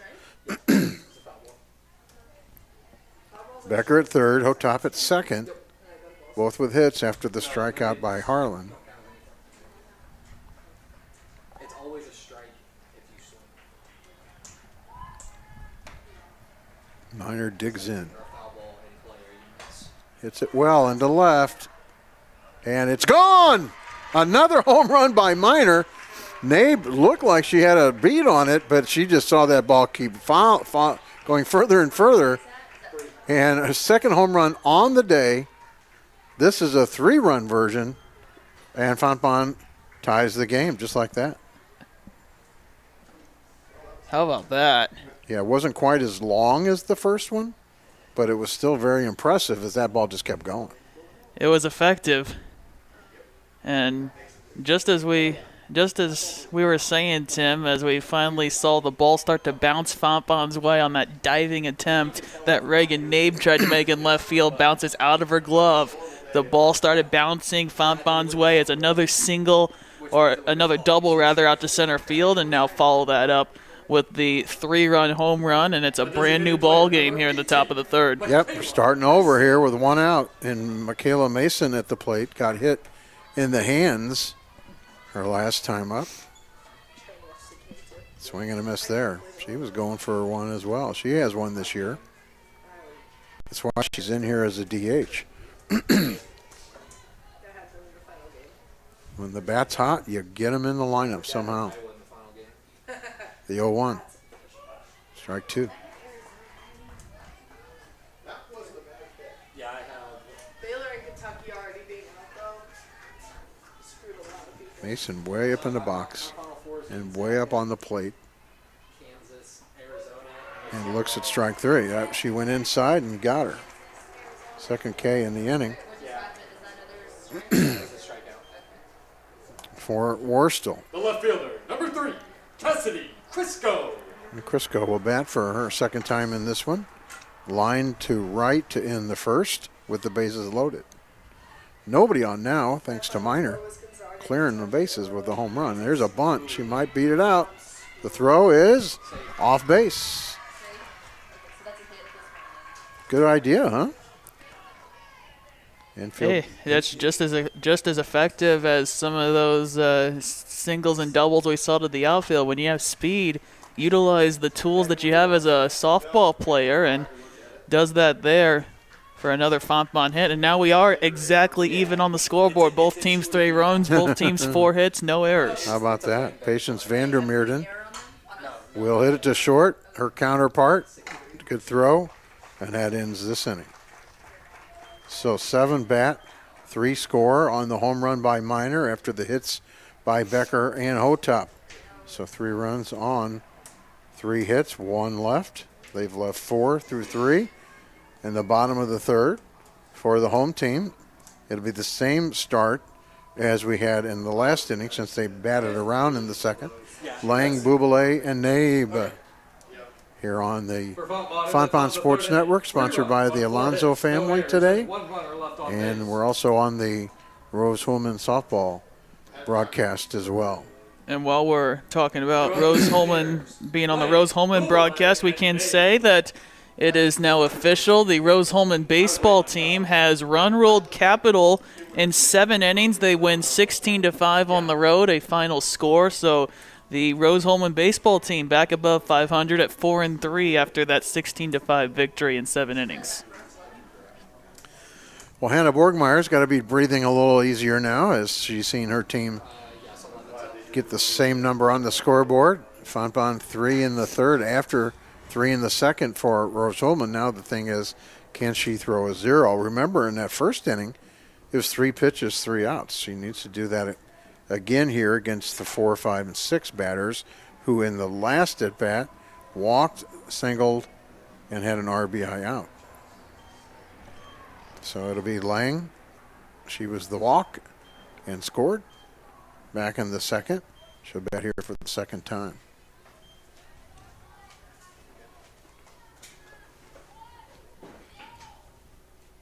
Borgmeyer is ready. Ground ball past Vandermeer, and that's going to be a hit. That was too hot to handle. We've seen Patience grab those today as well. The third baseman, number 27. We saw her make a very nifty play in the first game with Sam Foppe at third base. It was a ground ball to her, off of her glove, into Vandermeerden's glove, who tagged the runner going to third. It was a very alert play. Patience Vandermeerden has been very sure-handed defensively on the day today for Fontbonne. That one just a little bit too hot to handle for her. And that ball's in the dirt, and the runner advances. A wild pitch. Buble at the plate. Runner in scoring position. That would be the go-ahead run, as we're tied at 3. And your line score now, Joey, is all messed up. It's 3-4-0, now 3-5-0 for Rose-Hulman. And that's right at Hotop off her glove, and the runner's going to stay at third. So what looked like a line drive chance for Hotop off of her glove. And that's got to be an error, right, Joey? It was right off her glove. It was very catchable. In terms, it'd probably be a determination of how much reaction time she had. The scoreboard initially has a 6th hit up on the board for Rose-Hulman, but we'll see if they go back and adjust that scoring as we continue through the game. But as of right now, it's 6 hits for the Fighting Engineers. Got it. Nabe now. At the corners, nobody out. In the dirt, Paez does throw down, and they're going to get her. So Vandermeerden, and a player who did not slide, just tagged her backside and got, that's the second one today that Paez has thrown out stealing. So that's like a fail. Showing off the arm behind the plate. And the runner at third, again, not advancing on that. We saw the interesting play by Fontbonne as this is Nabe at the plate with a 1-0 count. Can't be 1-0. But we saw Fontbonne throw to the pitcher, and they got the runner at third in a pickle. Ground ball, third. Minor looks back. Oh, heads runner. up play. Oh, and Patience dropped the ball. Now to second. Sweep tag, no good. That would have been a great play if it had finished. Minor. I think you almost have to give an error on Vandermeerden there. It's a fielder's choice to allow it to reach, but Vandermeerden drops the throw. It was right there for her, too. It's a great play by Minor. She does what you're always taught to do as a player. Once you field it with a runner there, look at the runner freezes, and Vandermeerden got there to try to get that runner out, but couldn't hold on to the softball. They had her, and then she dropped the ball. And the nice play by Nabe to just keep running all the way to second base. They did try to play there as well, but it was late. So what could have been there, Minor really with the right play, with the play to Vandermeer, and they would have gotten her if she had not dropped the ball. So now it's Hoffman. So that's they are giving an error on that. And so the runner was able to go from first to second because she dropped it. So she gets it. So even though she reached because of So the error is accrediting for the runner going from first to second. That's where the error is. Yeah, they're giving the fielder's choice because it was Minor's decision to look back at that runner at third, get her to freeze. So allowing the runner the first base there, but then because Vandermeerden dropped it, that's what allowed the runner to advance from first to second. Now a 4-pitch walk loads the bases up for the Fighting Engineers. I mean, it was an open base, but there's only one out here for Miknowitz now. the first baseman, number 14, Kennedy McNivitz. McNivitz is how it's said by the PA announcer. You only advance it. So Borgmeyer, for the second inning in a row, sees the bases juiced. Minor trying to calm her down a bit. And she's the only fifth year, correct, is what we were told? I think so, yes. So nice veteran move by her to go and try to calm down her pitcher a little bit with the bases loaded and only one out. She's like a coach on the field type of thing. Every team needs a player like that. Yeah, she came in as a transfer, and she was the team leader right off the bat. 2-0 the count. No place to put this batter. Now 3-0. Trying to see if anybody's warming up. Doesn't appear so, so it looks like this is all Hannah Borgmeyer. Unless someone from the Griffins just came running back into the dugout recently. And there's a free run. Walk number 1, 2, 3. And here comes your new pitcher, Tim. It looks like it is going to be Haley Coots. Yep. I saw Dad earlier. He brought me a scorebook from my partner, Jared Hotop. Sarah, a very unconventional left-handed pitcher. I'm just going to quote Jared Hotop now. It's just nothing comes at you normally. The first one is a fake one, and then she'll pick up the ball. So she'll get to bat here. I know I saw Dad earlier. She had a good outing. Her ERA, I'm not even going to talk about. But she had a good outing in Texas. Oh, it's a decent ERA. She had 12 innings pitched down there, 5.11 ERA. But 17 strikeouts. 17 strikeouts in those 12 innings. That's where she's going to do her damage. And that's something that the Griffins could use right now. If you don't get that ground ball to get that twin killing, then you want Coots to do it herself and pick up a strikeout or two. It's part of the reason I think she's in at this moment. So Borgmeyer is responsible for everybody on base, and has allowed 4 already to score in 2 1/3 innings. And this will be Davidson, the center fielder. The center fielder, number 2, Gabby Davidson. So we'll see how the freshman does in the pressure situation. Haley Coots. Swing and a miss. Saw a lot of that in Texas again, with a lot of strikeouts. And way up in the box is Davidson. This is hit into left. Playable in foul territory. The play is made, but a run will score on that. So I think if you're Fontbonne, you go ahead and take that out, though. Yeah, that's a great play, showing her range out there in left field. Cassidy Crisco gets to the fence, looks up, makes the catch, and now with 2 outs and a runner at first and second,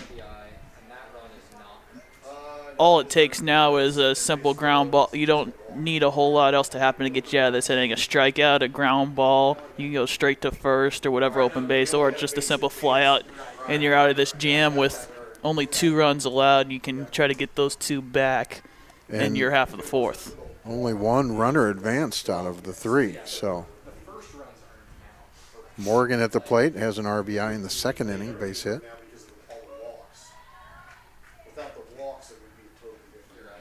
So Coots has gotten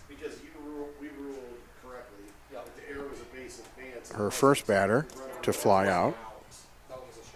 Now there's 2 outs, and she faces Morgan, and 3-0 there. There is an empty base, but it's at third.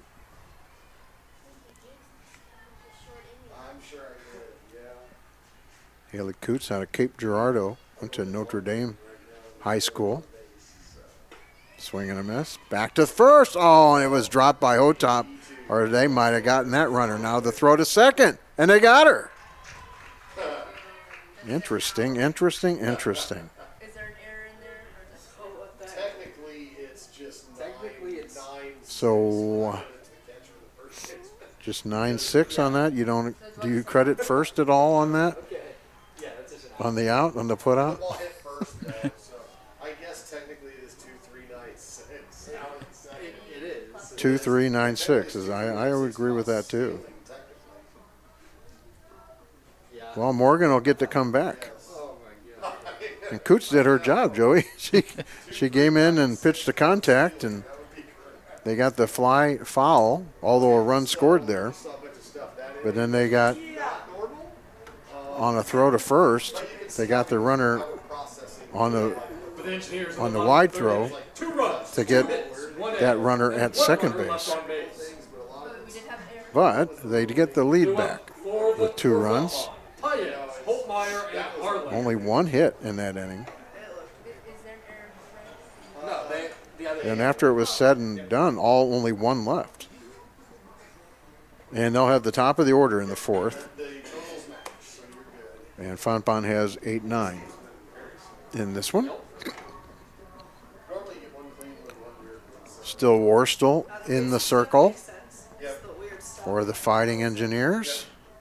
So the baseball stadium right behind us. In fact, the outfield butts up to the stands here at third base.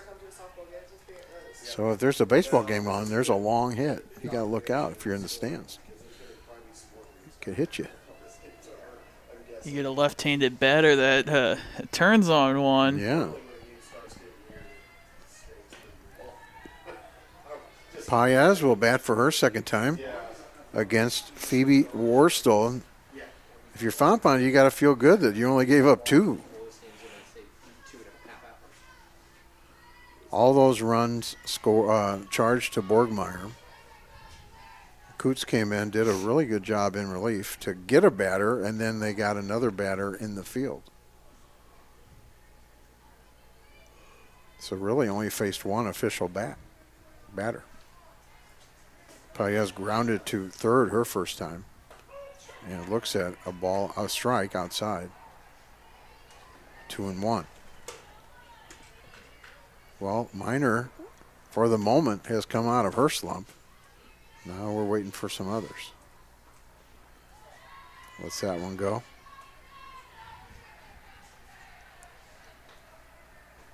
3-1 the count to Grace Paez. Grace in her second season out of Incarnate Word High School. Just won a girls basketball state championship, which is... Again, this is Paez. This might fall fair. It does. Oh, he says foul. Just foul. Oh, I beg to differ on that one. But you're absolutely... Just about every year you can say Incarnate Word pencil them in. Wins a state championship. Fellow announcer Colin Surrey was down there at JQH Arena. He was telling me about it and how Incarnate Word was just blowing the doors off of everybody. They won by... Oh, here she goes. This is fair. Only get one on this one, though. She would have been a double on the last one, but Paez does find the left side and a nice strong hit, and now they almost got her coming back. Well, don't get thrown out that way. The second baseman. Paez, a leadoff hit. Holtmeyer. And that is the second inning that the leadoff batter is on. Harlan in the first walked. So Holtmeyer now will bat with a runner on. It's a bunt. Play is at first, covered by the second baseman. So out 1-4. Sacrifice is good. So small ball for Fontbonne in the top of the order. So Harlan, a walk and a strikeout. The strikeout got away, and she was thrown out then. That one almost hit her. The center fielder, number 20, Grace Harlan. So Harlan trying to come out of her slump. That one looked to come in with a low velocity. Otherwise, It I mean, did. you got the helmet on, just kind of Yeah, take one, huh? take one for the team. This is hit well into center. Going to have to battle the sun, and she does. And Paez stays at second base. Out number 2. This is it's a hard sun field, but David's done a nice job out there. And now Becker with a runner in scoring position. This is a big chance. She did get a hit in the third and scored a run. Here's a shot into left. Will they send Paez? No. And great running by Becker to get the second base. That was classic softball there. That was nice. So she got a single there, and so since she went to second, it wasn't a double. She didn't get the second on her hit. She got the second on the throw to a different person. So it's just a single. A chance for her Hotop now. She's been on base twice by walk and by double. A double here would be sweet. And a shot past short. That's one run. They're going to hold everybody else, and Elena's going to stay at first, but she gets the 2-out hit on base for the third time today. Gets the RBI, and Fontbonne within 1. Well, we're talking about bounces there, Tim. That softball took a nice little bounce, and it bounced right over the top of the shortstop Mackenzie Morgan's glove and right into left field. Griffin's catching a nice break there. Puts runners at the corners, now down just 1, and look who steps to the plate. Yeah. Babe Ruth. And part of that was the speed off of Hotop's bat, Joey. I mean, that ball was spanked pretty good. And the shortstop playing way over now. Minor hits it to the left side foul. 1-1. She has home run in each of the 2 games today, both to left field. The latest one right in front of the scoreboard, but just barely in front of it. The last one is still rolling up the hill from game 1. 1-1 the count. 1 in, 2 on. This is a shot at second for the out. So feast or famine for Hannah Minor. But Fontbonne gets one back. It's still early in the game. 1 run on 2 hits. And they leave 2. They've left 6 in the 4th. For the Fighting Engineers will be the top of the order. It is the third time that they'll lead off. No, second time. Morgan, Thomason, and Pinkham. And now that I've seen this team, Rose-Hulman, for a game and a half, they're pretty good. Yeah. Defensively in the outfield, for sure. Defensively in the outfield, you can see why on the season, the Fighting Engineers as a team, they're 9-2. They're going to be a really good team that other HCAC schools are going to have a tough time to deal with whenever conference play starts for Rose-Hulman. Yep. Yeah, already 9-2 on the early season. Fontbonne 2-7 and down in this one by 1. We've seen a lot of scoring in the last 2 innings. Only 1-0 on the board for Rose-Hulman, and that's in the first.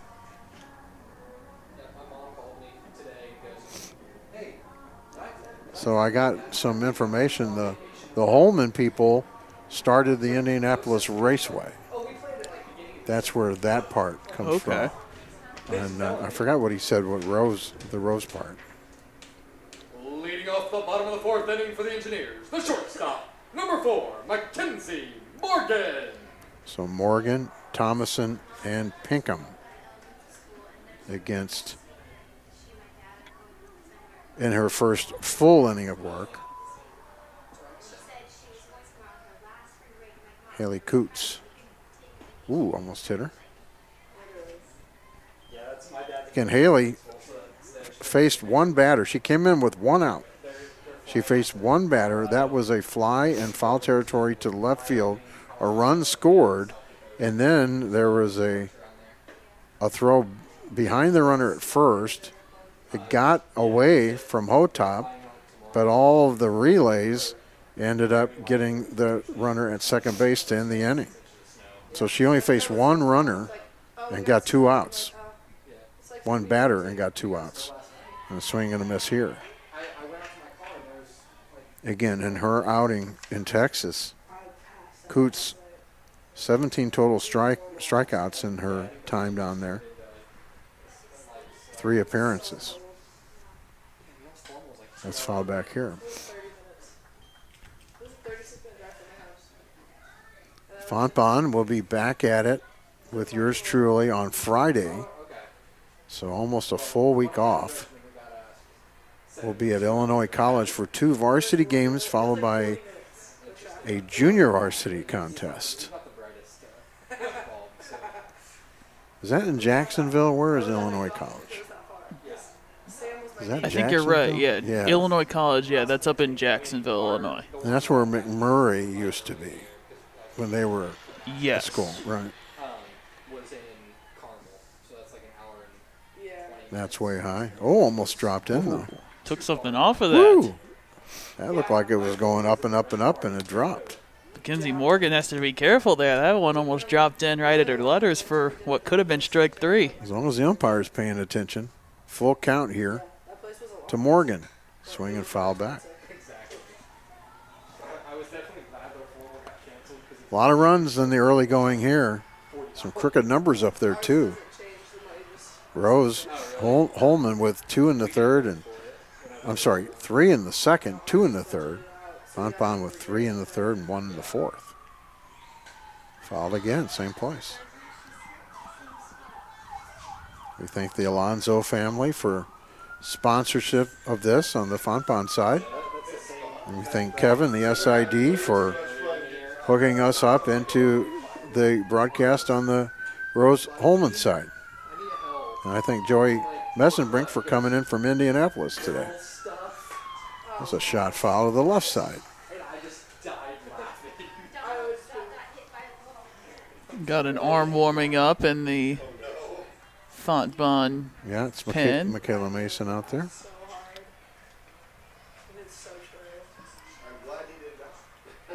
3-2 the count. Leadoff batter Morgan. Fouls it again. This has been a nice at bat. She's probably fouled off the last 4. They just go get him.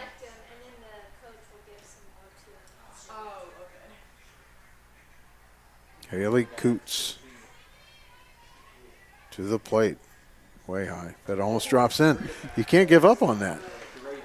Up here it looks like it's just going to stay high, but it drops. But she walks, does Morgan. The second baseman, number 1. So that's only the. In fact, she faced Morgan for a pitch or two in that last inning, but she walks her here. And now Thomason.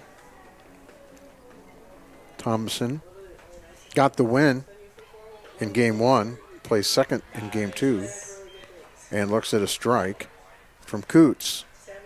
Thomason a ground out in the first and reached on a fielder's choice in the second. Bats here in the fourth with nobody out and 1 on. Her team up by a run, 5-4, and we're in the fourth. Coots steps off, now back on. Time is called at the plate by Thomason. She's ready. So is Coots. Here it is. Runner going. And again, got to catch the ball first. yeah, we've seen a lot of tags without the ball today. Holtmeyer didn't quite have the ball, and she tried to make the tag anyway, and a stolen base from Morgan. She's there in scoring position with nobody out. And that was a 1-1 count now to Thomason. Nice pitch there. Stayed away, and it started to rise at the end.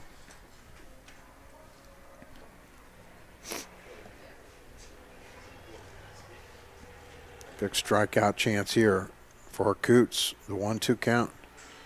Goes outside. No offer. 2-2.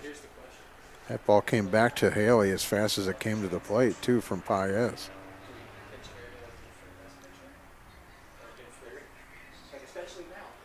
Coots ready. 2-2. In the air. Harlan there. Makes the play over her head. Oh, the tag might be early. I don't know if they're going to appeal that or not. It looked like it might have been early. And she's out. Good eyes, huh, Joey? Yeah. Look at that. It's not my first rodeo, buddy. Oh, yeah.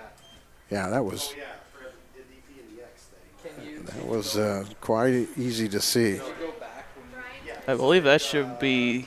There was already 1 out on the board. I believe that should be. Why is she still at third? I thought they just called her out. Oh, he's going to argue it.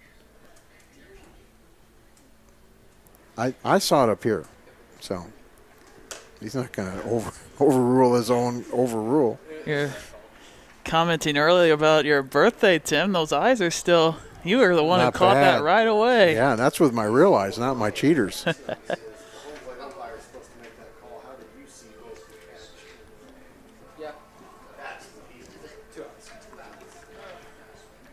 Two away. The designated player, number 8, Ashley Pinkham. So here in the press box, the point they're trying to make is that wasn't his call. He's supposed to be watching the catch and not the runner. But even out of the corner of your eye, you could see that she left early. Ball 1 to Pinkham. Nobody on now. 2 away. And Joey, since Haley Coots has come in, she's gotten the benefit of all kinds of interesting plays. That crazy play that went off Hotop, and then they got the runner at second, that play there where the girl leaves early.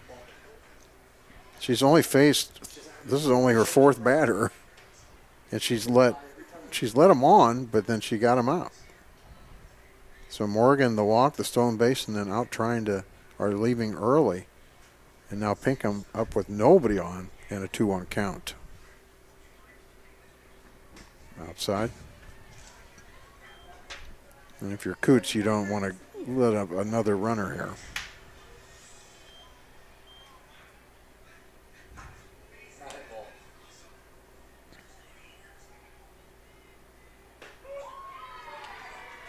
That was a strike. Pinpointed that corner. Yeah. Paez held it there for the umpire. We're full.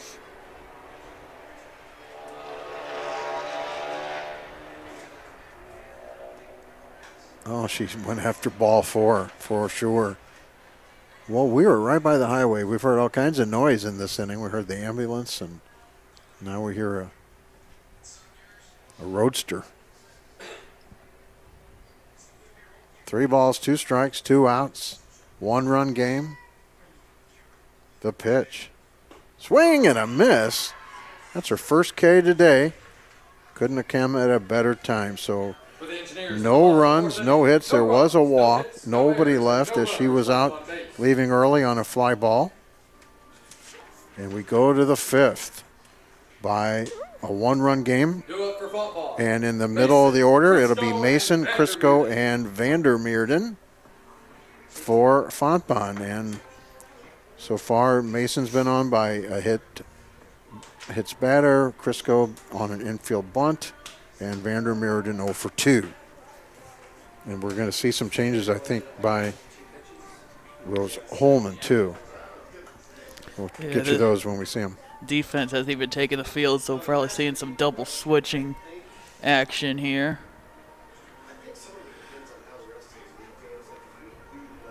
See what he's got here. Pitcher. It's a different pitcher. This is Bailey Urich, Fort Wayne, Indiana. You still have your same outfield out there. So it looks like they were just waiting to new pitcher to take the field, or if Urich is her name, U-H-R-I-C-K, Bailey, a 5 ERA.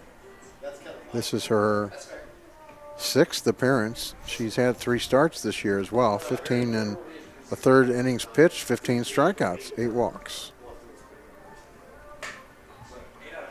So now we've seen all their pitchers today.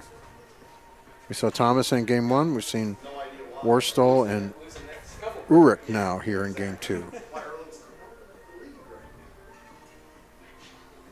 And that's what you want to do on a Sunday when you're playing non-conference. Get all your pitchers in there. Get everybody some action. Sure. Michaela Mason will bat for the 3rd time in this one against the new pitcher. I'm enjoying the left fielder out there. Reagan Nave showing off the moves. She's dancing. Having a good time. Mason, who we saw warming up, hits it to 3rd. That's not a place to hit it. And Reagan Nave can be dancing because her team is up by a run here in the but it's top of the 5th. It's been tight. Fontbonne has scored 4 in the last 2. Now batting the left fielder, number 3, Cassidy. Still down by 1. They have out-hit Rose-Hulman 7-6. And now Crisco. Oh, she got hit. You can't say that she didn't try to get out of the way either, right? Yeah, she's hit. Or they're going to see. Oh, they're going to conference here. here. They might have hit the bat. Yeah, I think that's what they're probably going to ask is, well, are they going to say it hit the bat, or are they going to make sure she was kind of running up? Did she make sure she didn't step out of the box when she was hit? I think it all happened in the box, but they're going to say it did hit the bat, I think. And I don't think he was looking for that. So the original call by the home plate umpire was hit by pitch. So I think we're going to stay with that. Stay there. Yep, awarded first base. A painful base being awarded. Now the coach is coming out to talk to this umpire, Brian Shearer, in his 20th season here. Played or went to Indiana State. Just down the road. How much are they going to give him? wants an explanation. He was already unhappy with the call Leaving at early second call. base, leaving Right. early, because he believed that this home plate umpire that he's talking to now, he was the one who should have been watching the second base bag to Correct. check if his runner left early. Instead, it was the field umpire making that call all the way, saying that the runner did leave early. So we'll see. But he appealed to that guy, didn't he, for that call? He appealed. Didn't he? I don't know if he ever asked. Well, no, they threw to second, and the base umpire called her, the girl out. So Civil discussion as he returns to the dugout. let's see if it comes back to haunt this team. So this left-handed pitcher, we have 2 lefties in the lineup now for each side. And the runner is going on a bunt to first, tagged out at first, and she goes to third, and she is going to be out. Right? He called her out. He called her out. And now we're going to have a discussion here. This is not 3 outs. Oh, yeah, it would be.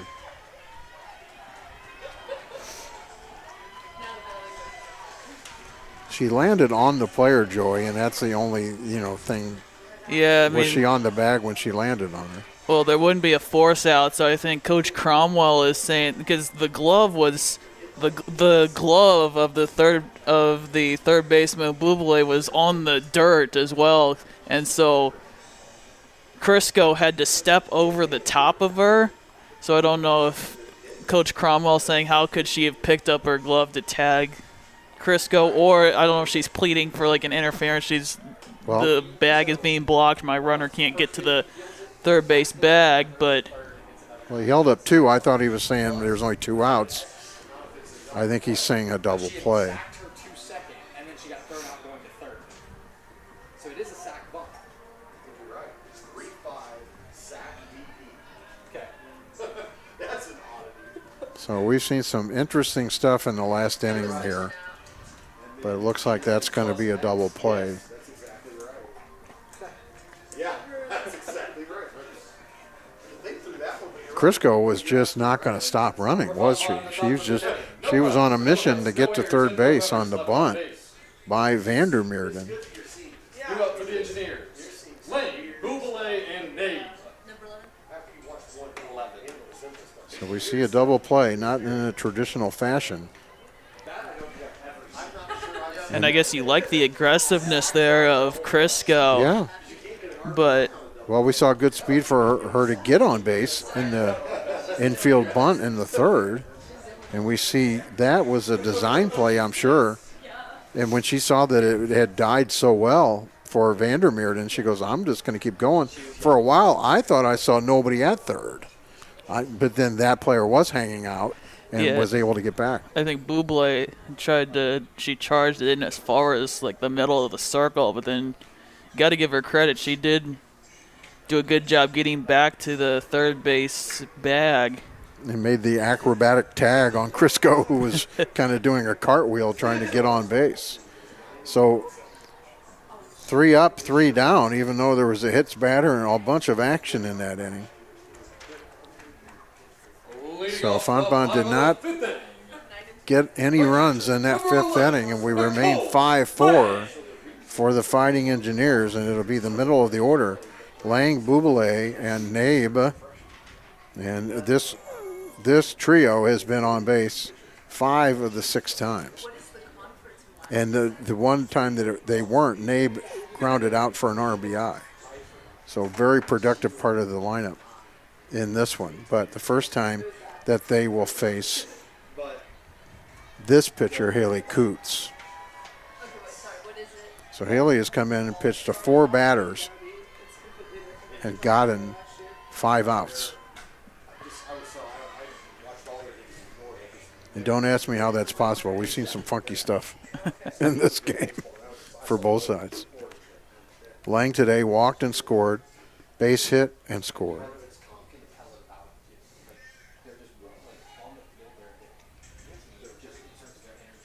This is the 4 spot for the Fighting Engineers, and Coots just misses there.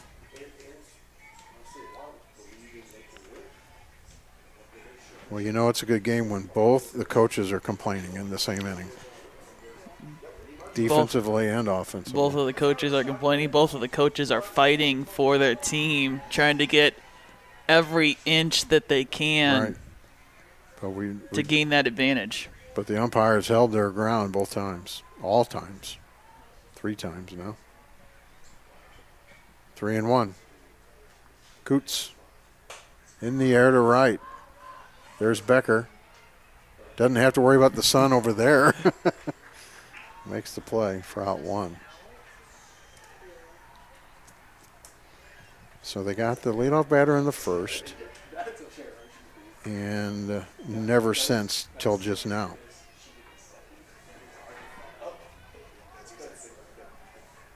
Now it's Buble. 2 hits today. Run scored.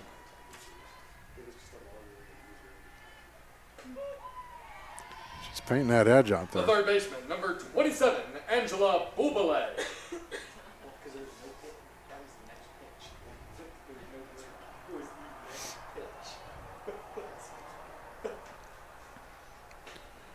You got to wait on those because they can drop. That one did stay up that time from Coots, but it dropped, but not enough. We're going to get that call sometime.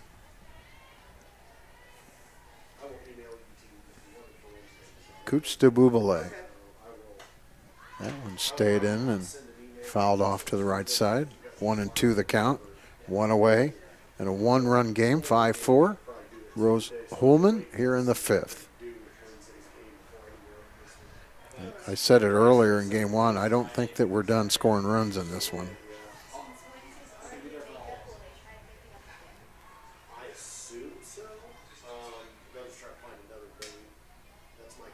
Haley Coots in her second full inning. Well, you see batters chasing stuff on her that's outside.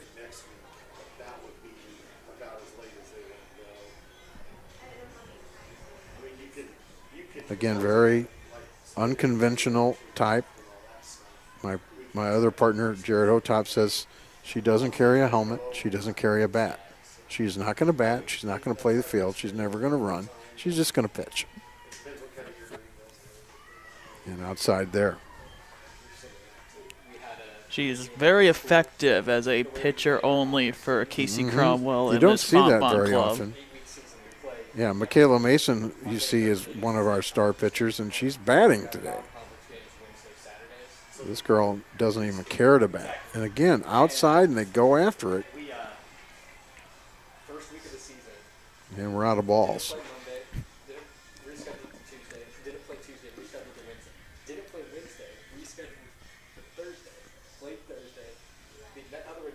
So Friday next will be another road. They've done nothing but road games. Fontbonne. Road Warriors. That's crazy. And that's going to wear and tear on you, you know? Well, you look at that as being wear and tear, but also some of the tough opponents that you play on the road, it could be setting you up pretty good for playoffs down the road, because you might not host wherever you go. You might be playing on the road. Well, you know you're playing on the road for the conference tournament, but then you might not host at all in the national tournament. So you've already set yourself up well with, what is this, like going on 3 or 4 weeks now that you've been completely on the road away from your home ballpark. They still have Central and Pella, Iowa to visit. They still have Illinois College to go visit. And then in conference, their first games on the road. This is in the air to right. Becker coming in, makes the play. 2 outs to Becker in this one. I guess I'll say the same thing I said about Vandermeerden. 1 more and you'll tie the record. Vandermeerden had that opportunity in game 1, and now it's Becker out there in right field if another fighting engineer flies one out that way in this inning. And now it's Nabe. She made a productive out for an RBI and then reached on a fielder's choice and scored. And she has made another great play in left. She looks at a strike there. So Coots has come in, faced 1, 2, 3, 4, 5, 6 batters, and she's made 7 outs.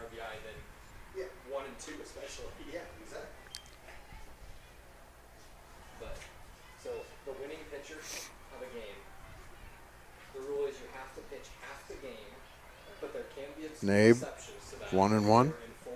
Coots. Oh, did you hear? She went up there and challenged her on that one. She just stepped up. Ball was still high. Look how high in the box she is. 2 balls, 1 strikes, 2 outs, 1 run game here in the bottom of the 5th. Coots outside. Oh. It doesn't have to go. It doesn't have to hit the plate. It just has to go across the corner. And Paez is really good at holding it out there. 3-1. Same place, got a strike. Almost the same exact place. Looking for that walk. Let's see if she stays away or gets that drop pitch in there.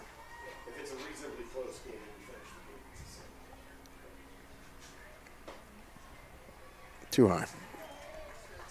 2-out walk. So even though she's faced the minimum, she got help to make that happen. Now, unless they get this runner somehow without this batter doing anything, she'll face more than the minimum. This is Hoffman at the plate today, a base hit, RBI, and a scored run, and then she walked and was stranded at second. That's my favorite. Is that you could lead the game as the sport. Coots goes outside and gets that call. She's just lived out there. Is it 2 strikes? Or is it 1-1? We'll find out. That's high. This runner is challenging Paez.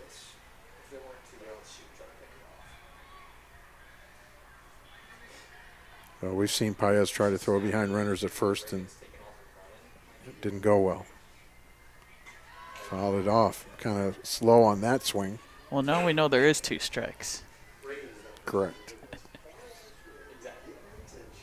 2 outs, 1-2 the count. Runner at first. 1-run game in the bottom of the 5th inning here in Terre Haute, Indiana. Is that the capital? Indianapolis is the capital. Oh, there we go. Strike 3. That was a test. I knew that answer. Not really. Second strikeout for Coots. No runs, no hits. 1 left. With a walk, they have left 5 through 5. Fontbonne in their 6th will put up Paez, Holtmeyer, and Harlan.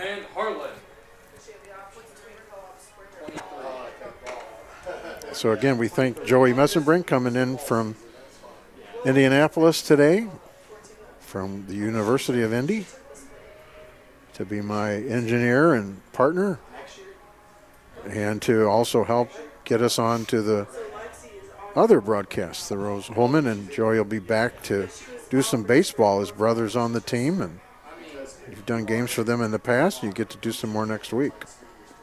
Yep, they are having their home opener as this Rose-Hulman softball team has their home opener this weekend. Their baseball. Who does baseball have? Do you know? Find out. I can find out here real quick. They were actually supposed to have a home opening invitational last weekend, but because of the snow that we still had early in March, that canceled all of that with wet field conditions. But their first game is against Carthage. Okay. They got Carthage and Illinois Tech as part of that invitational. Does everybody play everybody twice type of thing, or just one game? Paez looks at a strike. I know Rhodes College in Memphis does a lot of those 3-team invitationals where everybody plays everybody twice in 2 days. And they don't have to travel a bit you come in and play at their place.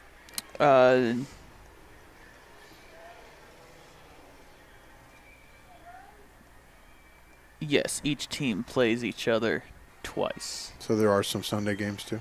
Yes.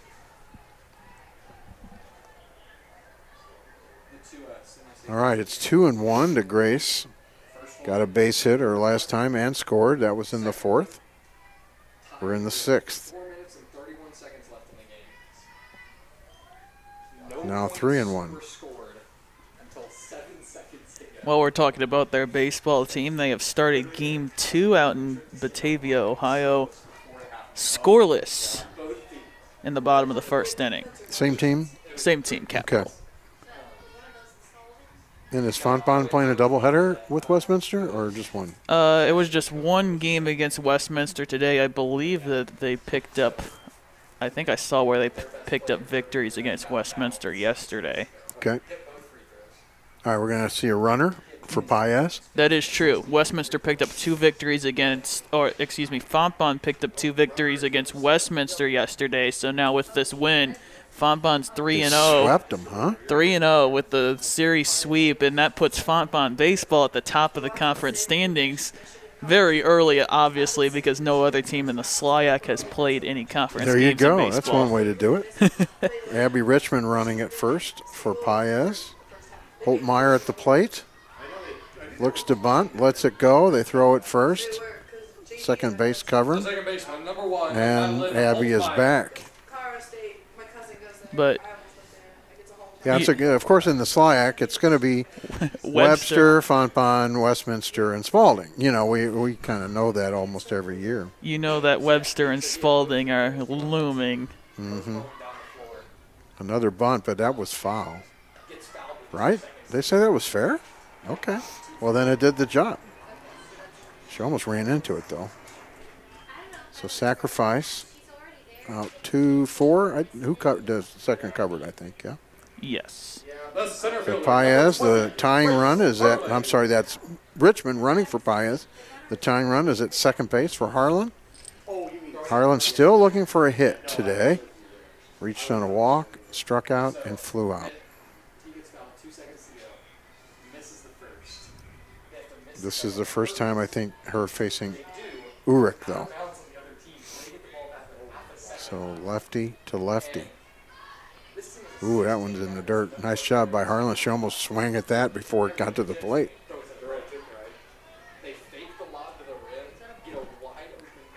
Grace Harlan, when she first started at Fontbonne, also on the golf team. It's on the ground to third. The runner will advance, and the batter is safe. So she kind of waited, Joey, a little bit at short there. And that allowed Richmond to kind of deke her a little bit, and Harlan reaches. Yeah, base hit. The right fielder, number 9. I mean, everything was done correctly on that play, but you just took too much time worrying about that runner at second. And Harlan really good speed and a good base runner, so she'll be at second base here pretty quickly. Becker with 2 hits today. There goes Harlan. The throw is down, but they cut it in front of the bag. They might have had a shot at her, but they cut it in front, so stolen base for Harlan. And the go-ahead run is at second for Becker, who has reached on a sacrifice bunt, or didn't reach, but had a sacrifice bunt, and then singled and scored in the third, singled and stranded at third in the 4th. 2 runners on. Again, the go-ahead run is at second base. Becker on the ground. He'll look back the runner at third, and now she's coming home. She got herself in there. Is the runner at first out or not? No, she's safe. Lexi Becker with a little single up the third base side. That so Richmond brings in a run. Richmond should have been out, dead to rights, but she does a nice slide move to get around the batter, or to get around the catcher, and then tag that plate. And everybody's safe. with Harlan now at third and Becker at first base. It's a matter of time before Becker will be at second. And Hotop at the plate. She's had a good day. Walked, double, and an RBI single. So you can't take the bat out of her hand today. So her dad got to call her first hit. I've got to call 2 hits today for Elena. And a tie game, and Fontbonne has out-hit Rose-Hulman 9-6. And another run would give them another hit would give them the lead. And only 1 out. Let's see if Becker goes right now. Elena hits it into right center. This might fall. It does.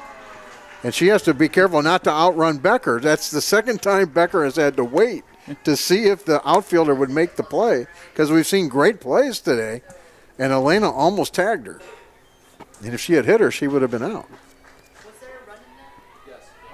So Harlan scores on the RBI, 2 RBIs on the day for Hotop. The third baseman, number 22. Becker at second base because she had to sit and wait and see what happened. But Fontbonne now with the lead, 6-5, and here is Minor. Already a home run in this one as well. And they go low and outside. 11 runs, 16 hits in this one. 10 by Fontbonne.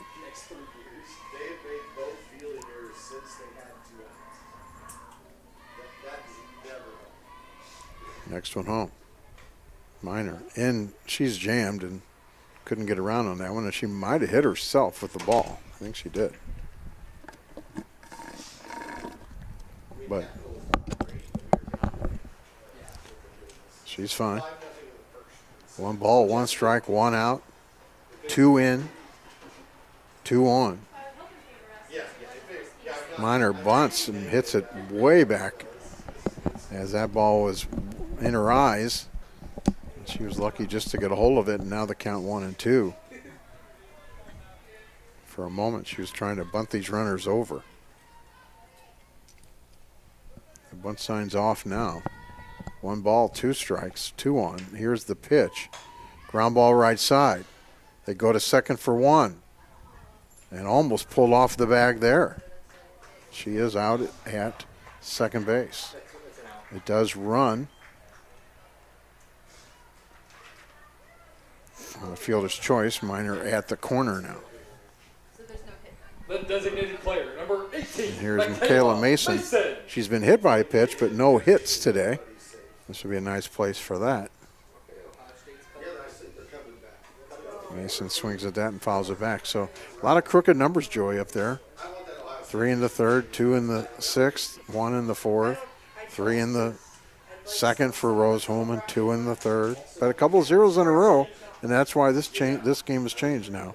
Back to Fontbonne, 6-5. Strike call on Mason.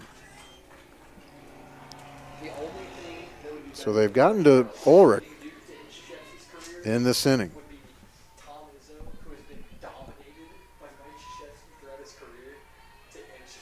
And the next one. Swinging late. It gets away, and a run will score, and she is safe at first. They say they tagged her. Well, and that home plate umpire was watching his play. He's not going to be able to overturn this. So the base umpire is going to say that they missed the tag or he didn't see the tag. And the home plate umpire, there's no way he saw anything. Don't you think, Joey? There's no way he saw that. Oh, now he's calling her out. There was a tag. So the run does not score or it does score. Did it happen before the play? It couldn't have. There's no way. You can't be that fast. No, the run only if the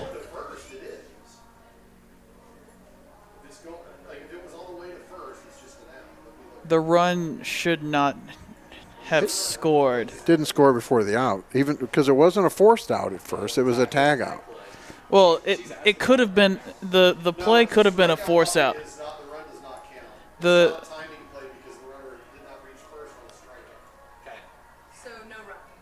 Yeah, that run, I don't think it did cross the plate before the out anyway. That would be hard to do. No, it would only matter if So Mason is out to end the inning, but Fontbonne Okay.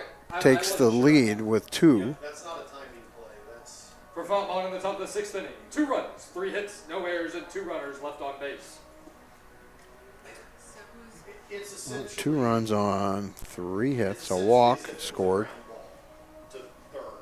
If she had gotten first, and just 1 left on base. all first, then the run would score. If that makes sense. Fontbonne has left 7 through 6, but they have the lead. all that pressure? Now can Haley Coots throw another 0.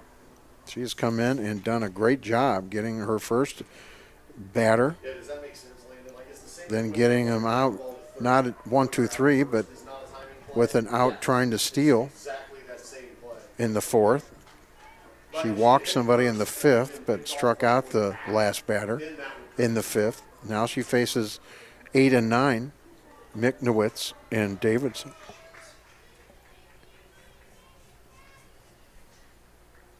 First one home is a ball. Kennedy today reached on a fielder's choice, but was out at the plate eventually. Also walked and was forced at second. Gotcha. That was a weird one. Also, you picked the right game to come to. Apparently, I got scheduled for the right practice time this morning. The first game. Coots has done her job in relief and stands to be the winner if she can hold this team for 2 more innings. Fontbonne taking the lead in that 6th inning. Now 6-5. Swing and a miss. That ball started outside, came inside for strike 2. 2 balls, 2 strikes.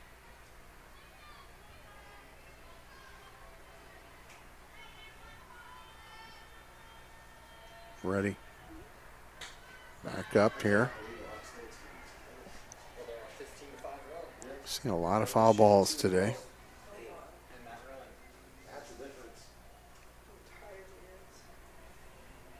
Hotop, Holtmeyer, Vandermeerden, and Miner on the infield. Paez catching Haley Coots in relief of Borgmeyer.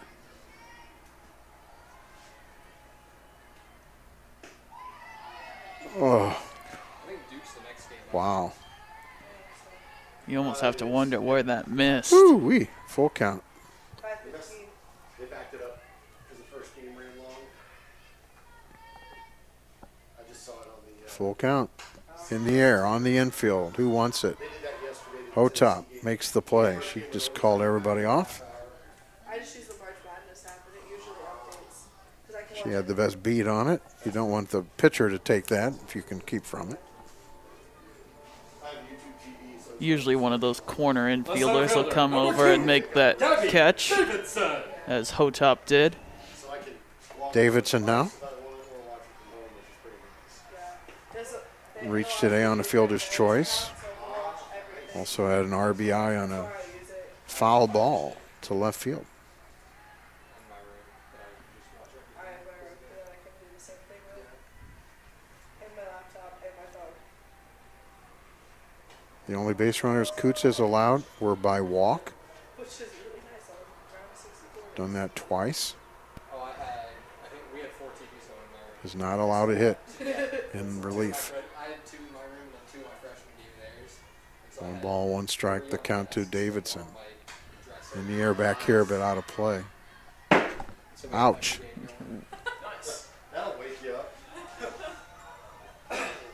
Literally hit the roof. Yeah, I was sitting at the CSU Michigan's game and I was watching the. Davidson back in. Yeah. Center fielder in this one. 1 and 2 the count.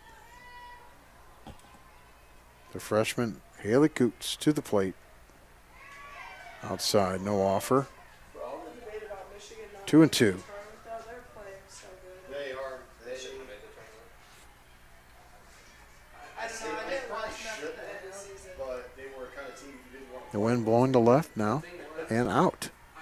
I'm fine with them making the tournament. Fouled back again. Didn't get a bye. I agree. Did. Well, Rutgers is the one out of this.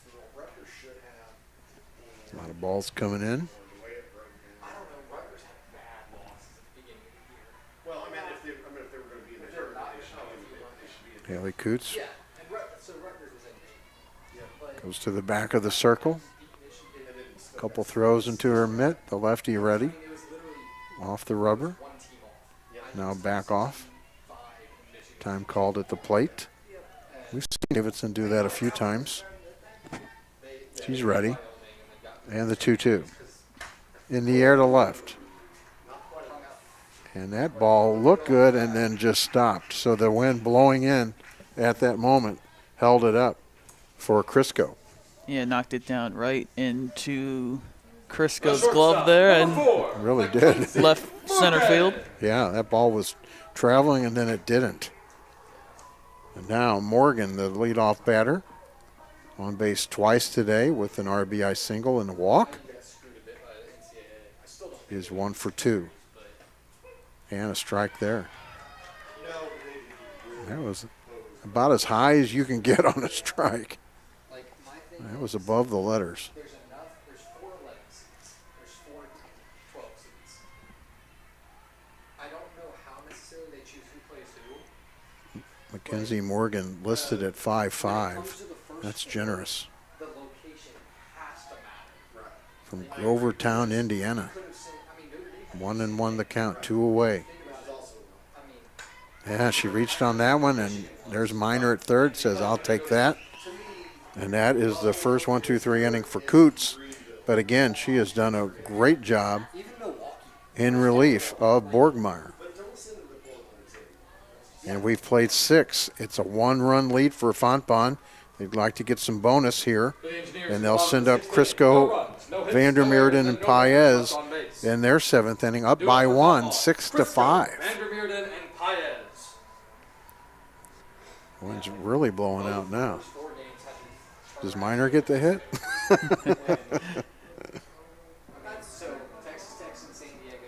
I hear from Jared Hotop that Coots was the SLIAC Pitcher of the Week. Congratulations to her. I think we're witnessing why. Yeah, and when you look at her numbers again from down in Texas, what did I say, 17 strikeouts she's had. Has she any? Yeah, she had 1, right? Yeah, 2 Ks today.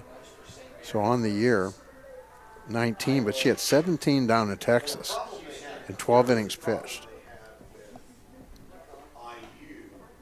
She's sitting on a 1-1 record, could be the winner in this one if Fontbonne can hold, maybe even add to their 1-run lead. Crisco will lead off. Today she's been on base twice, an infield bunt, and hit by a pitch.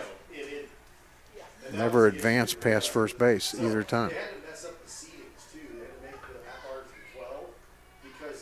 Oh, and that hit her again. Ooh, that got her hand too. Or did it hit the bat?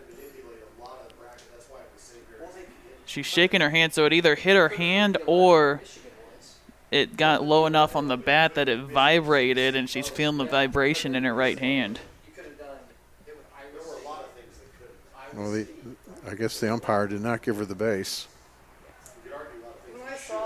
So that leads me to believe it probably hit the skinny part of that bat down there near the handle, and since it was a foul ball back to the backstop, She's trying to it's shake just it strike off, one. literally.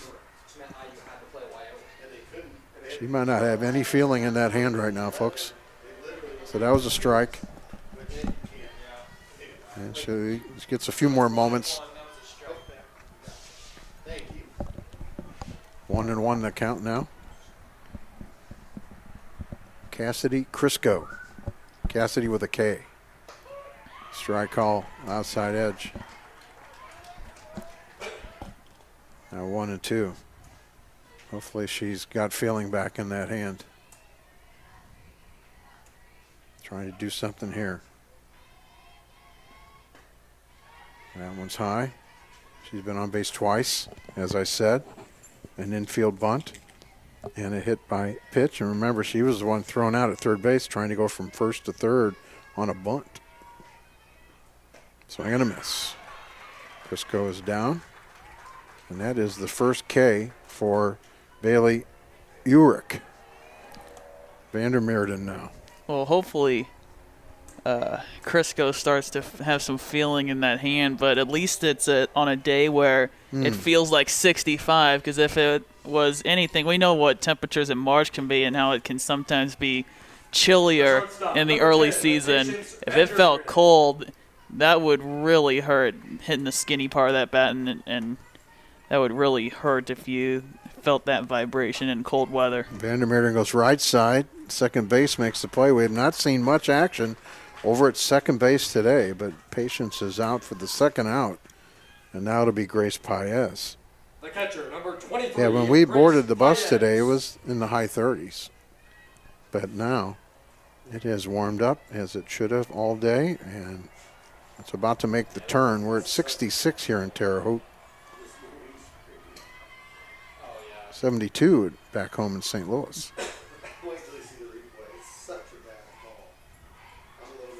Paez today, been on base twice after grounding out.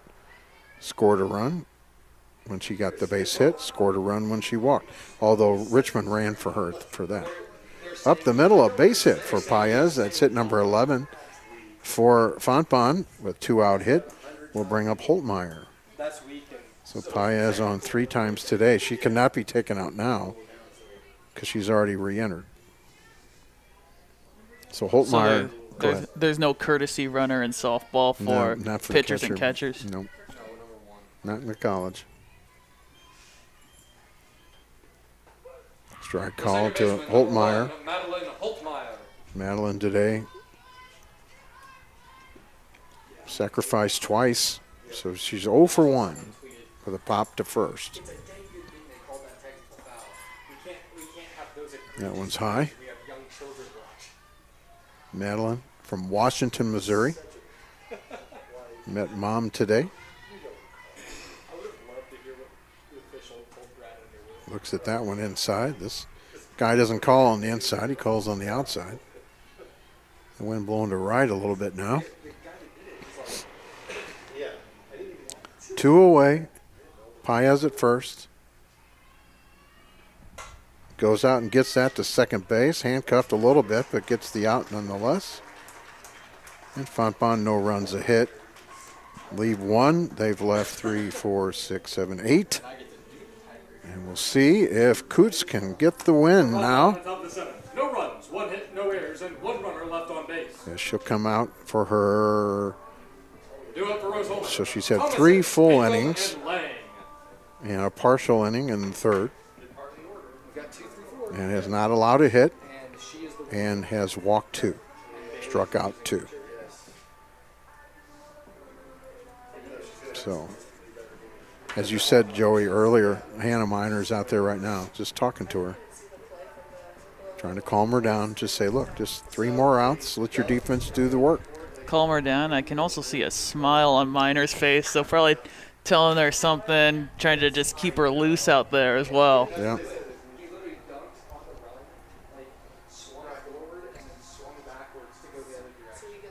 I don't think we have any other changes defensively for Fontbonne. Still Crisco, she's going to stay in there even though her hand was a little tingly in that at bat. She's in left.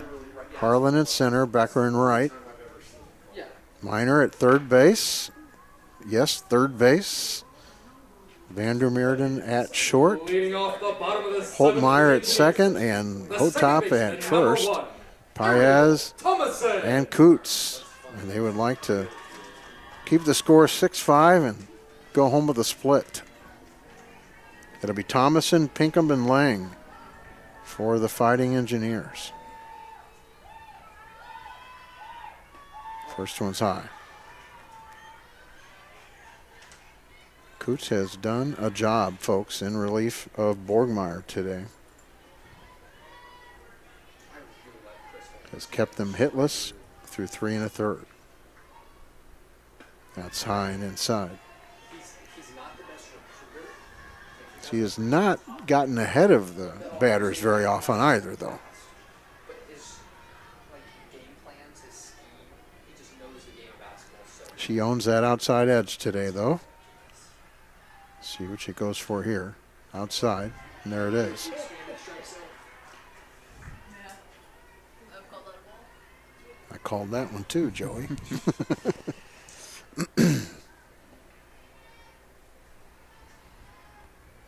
2-1. In the air. Holtmeyer. Still on the dirt. Makes out number 1. Now it's Pinkham. Designated player, number 8, Ashley Pinkham. Pinkham, one of the 2 strikeout victims by Coots. Also 0 for 3 today.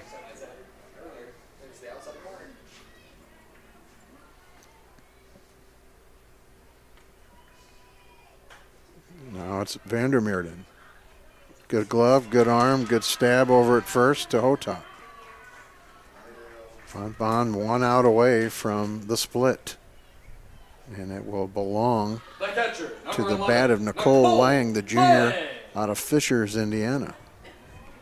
Lang today flew to right against Coots and scored twice and on a walk and a base hit against Borgmeyer. She's the batter with the best average of this Rose-Hulman team, and she does have the most home runs out of any starter with 2 home runs. Well, we know that she didn't get them here. They have not played here until today. The only home runs today were by Hannah Miner, 1 in each game. Fouls it back. We're 1-1.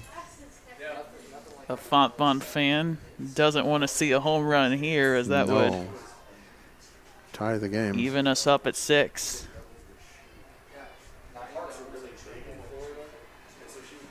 Nicole Lang against Haley Coots, the pitcher of the week in the SLAC. Ooh, doesn't get that one.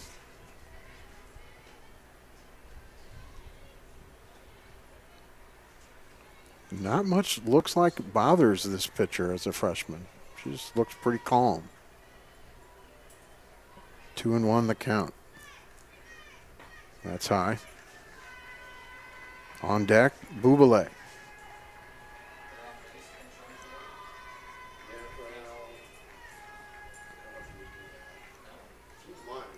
These batters are not letting balls go by, especially when they're outside and they're getting called strikes. Here's the 3-1. Outside, ball 4. The tying run is on. And at the plate, it's Buble. She flew to right against Coots and was 2 for 2 against Borgmeyer. The third baseman, number 27, Angela Buble. 3 walks given up by Haley, but never in the same inning. And this is outside.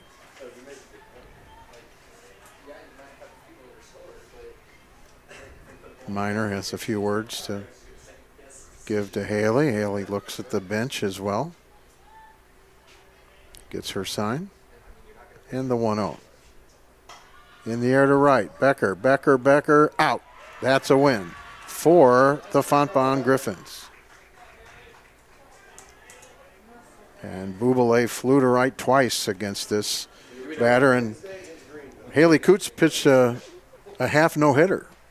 In the time that she was in there, Joey, no hits allowed in 1, 2, 3, and a third innings. Wednesday night at 5:30 as they take on Greenville. So a split, so each team can kind of be happy about what happened today.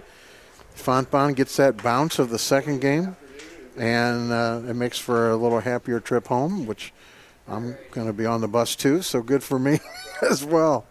So, again, we thank Kevin here at the SID for all the help in the setup and getting this as a simulcast as well. Joey, thank you for coming in from Indianapolis. I appreciate that.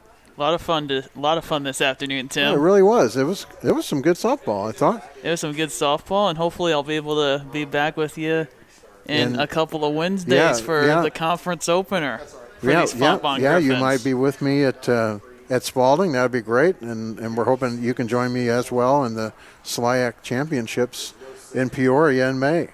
So here's Joey in March. We'll hopefully get Joey at the end of March, and that's going to take care of business here. And again, for Joey Messenbrink, I'm Tim Miller saying so long. We thank the Alonso family for sponsoring these two games. If you want to watch these games, you're going to have to do it quickly, as we'll eliminate these games. We'll hide these archives at midnight tonight.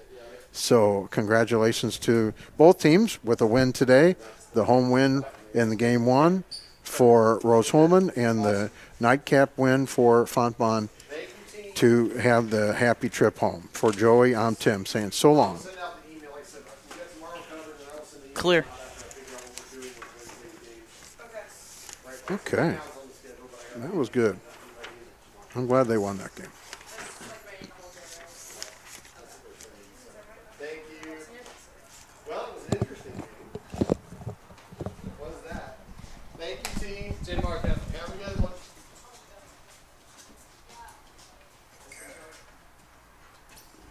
Well, yeah, Kevin, you should just leave this report here, right, for the future, or take it over to baseball. Leave it with the camera, though. You might attach it to the camera. It doesn't belong.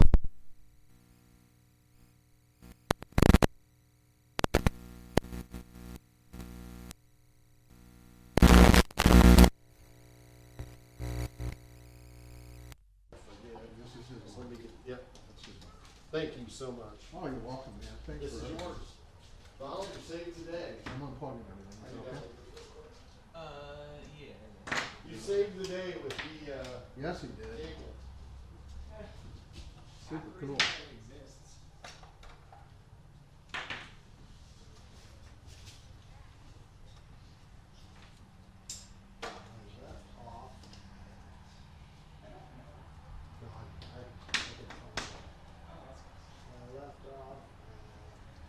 Kevin, if you remember, send me the numbers if you can. Yeah, I will look them up here. I'll copy you on our numbers too, so you just have an idea.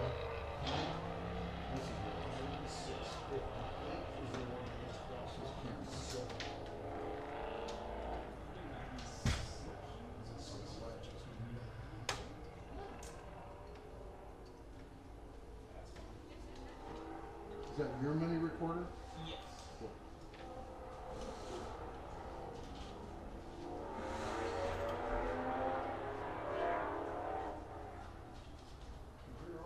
Drag racing going on here. Yeah, no kidding.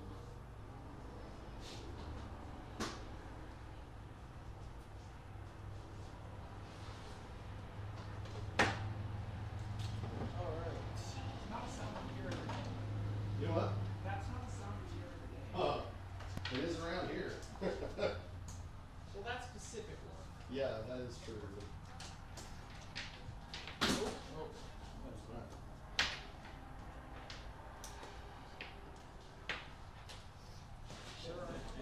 I can actually just recognize by sound. Yep. That's not one of them. No, we got to drive home.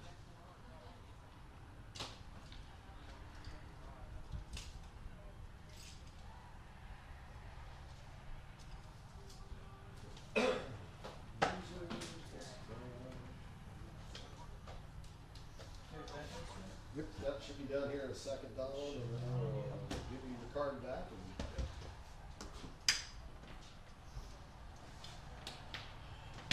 USB. It's really annoying because the base coach boxes are exactly in the way to the home plate. Yes. And the umps like to stand exactly in the way of second.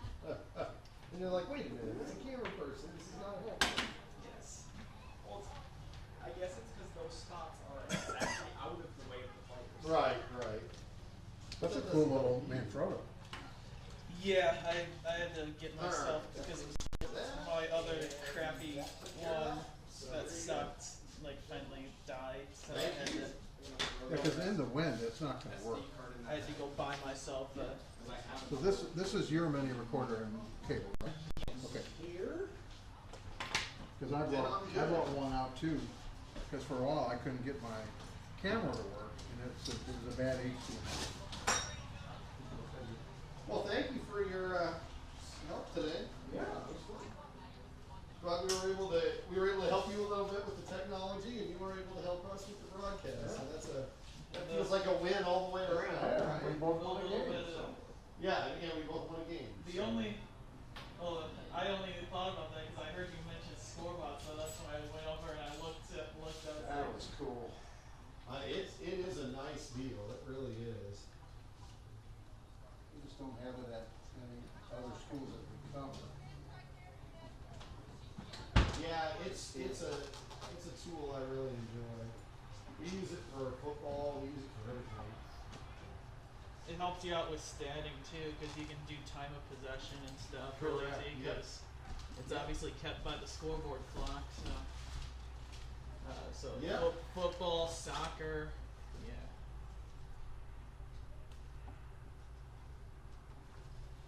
Yeah, no, it's good. We use it for football, soccer, volleyball, basketball, and that's the thing. Like, it was a big investment up front to buy 2 of them. Yeah. But once we did, and it's still a little investment. We have to renew them each year at $329 a year. We got to pay an activation fee each year. Oh, okay. But that's worth it. Like, once we get to that point, it's worth $650 to have that on every stream the whole year. Correct. Yeah, and our streamer sells something similar. Yeah. We never saw the cost of it, did we, Joey? I don't remember. Oh yeah. Wow. It was about $4,000 up front to buy 2 boxes because they were like $2,000 a piece. But You pay it yearly. and then you pay a yearly $329. But I don't mind the yearly $329 so much. Like that feels like money well spent. Right. Now, what are you paying to stream games? We split it with our marketing side, so the Okay. marketing side pays the Okay. majority of it. Yeah. But we pay I think it's $2,400, and it's unlimited number of games, Oh, nice. unlimited listeners, all that good stuff. So it's and that's pretty reasonable. Yeah, it is. We got figured. Boxcast is really good. Like I'm very happy with that. So, We use Blue Frame technology. that's a good one too. Yeah, they do very good. I love their software. The hotspot, what's it called? The production truck. Yeah. The production truck's nice. We don't use it, but I know a lot of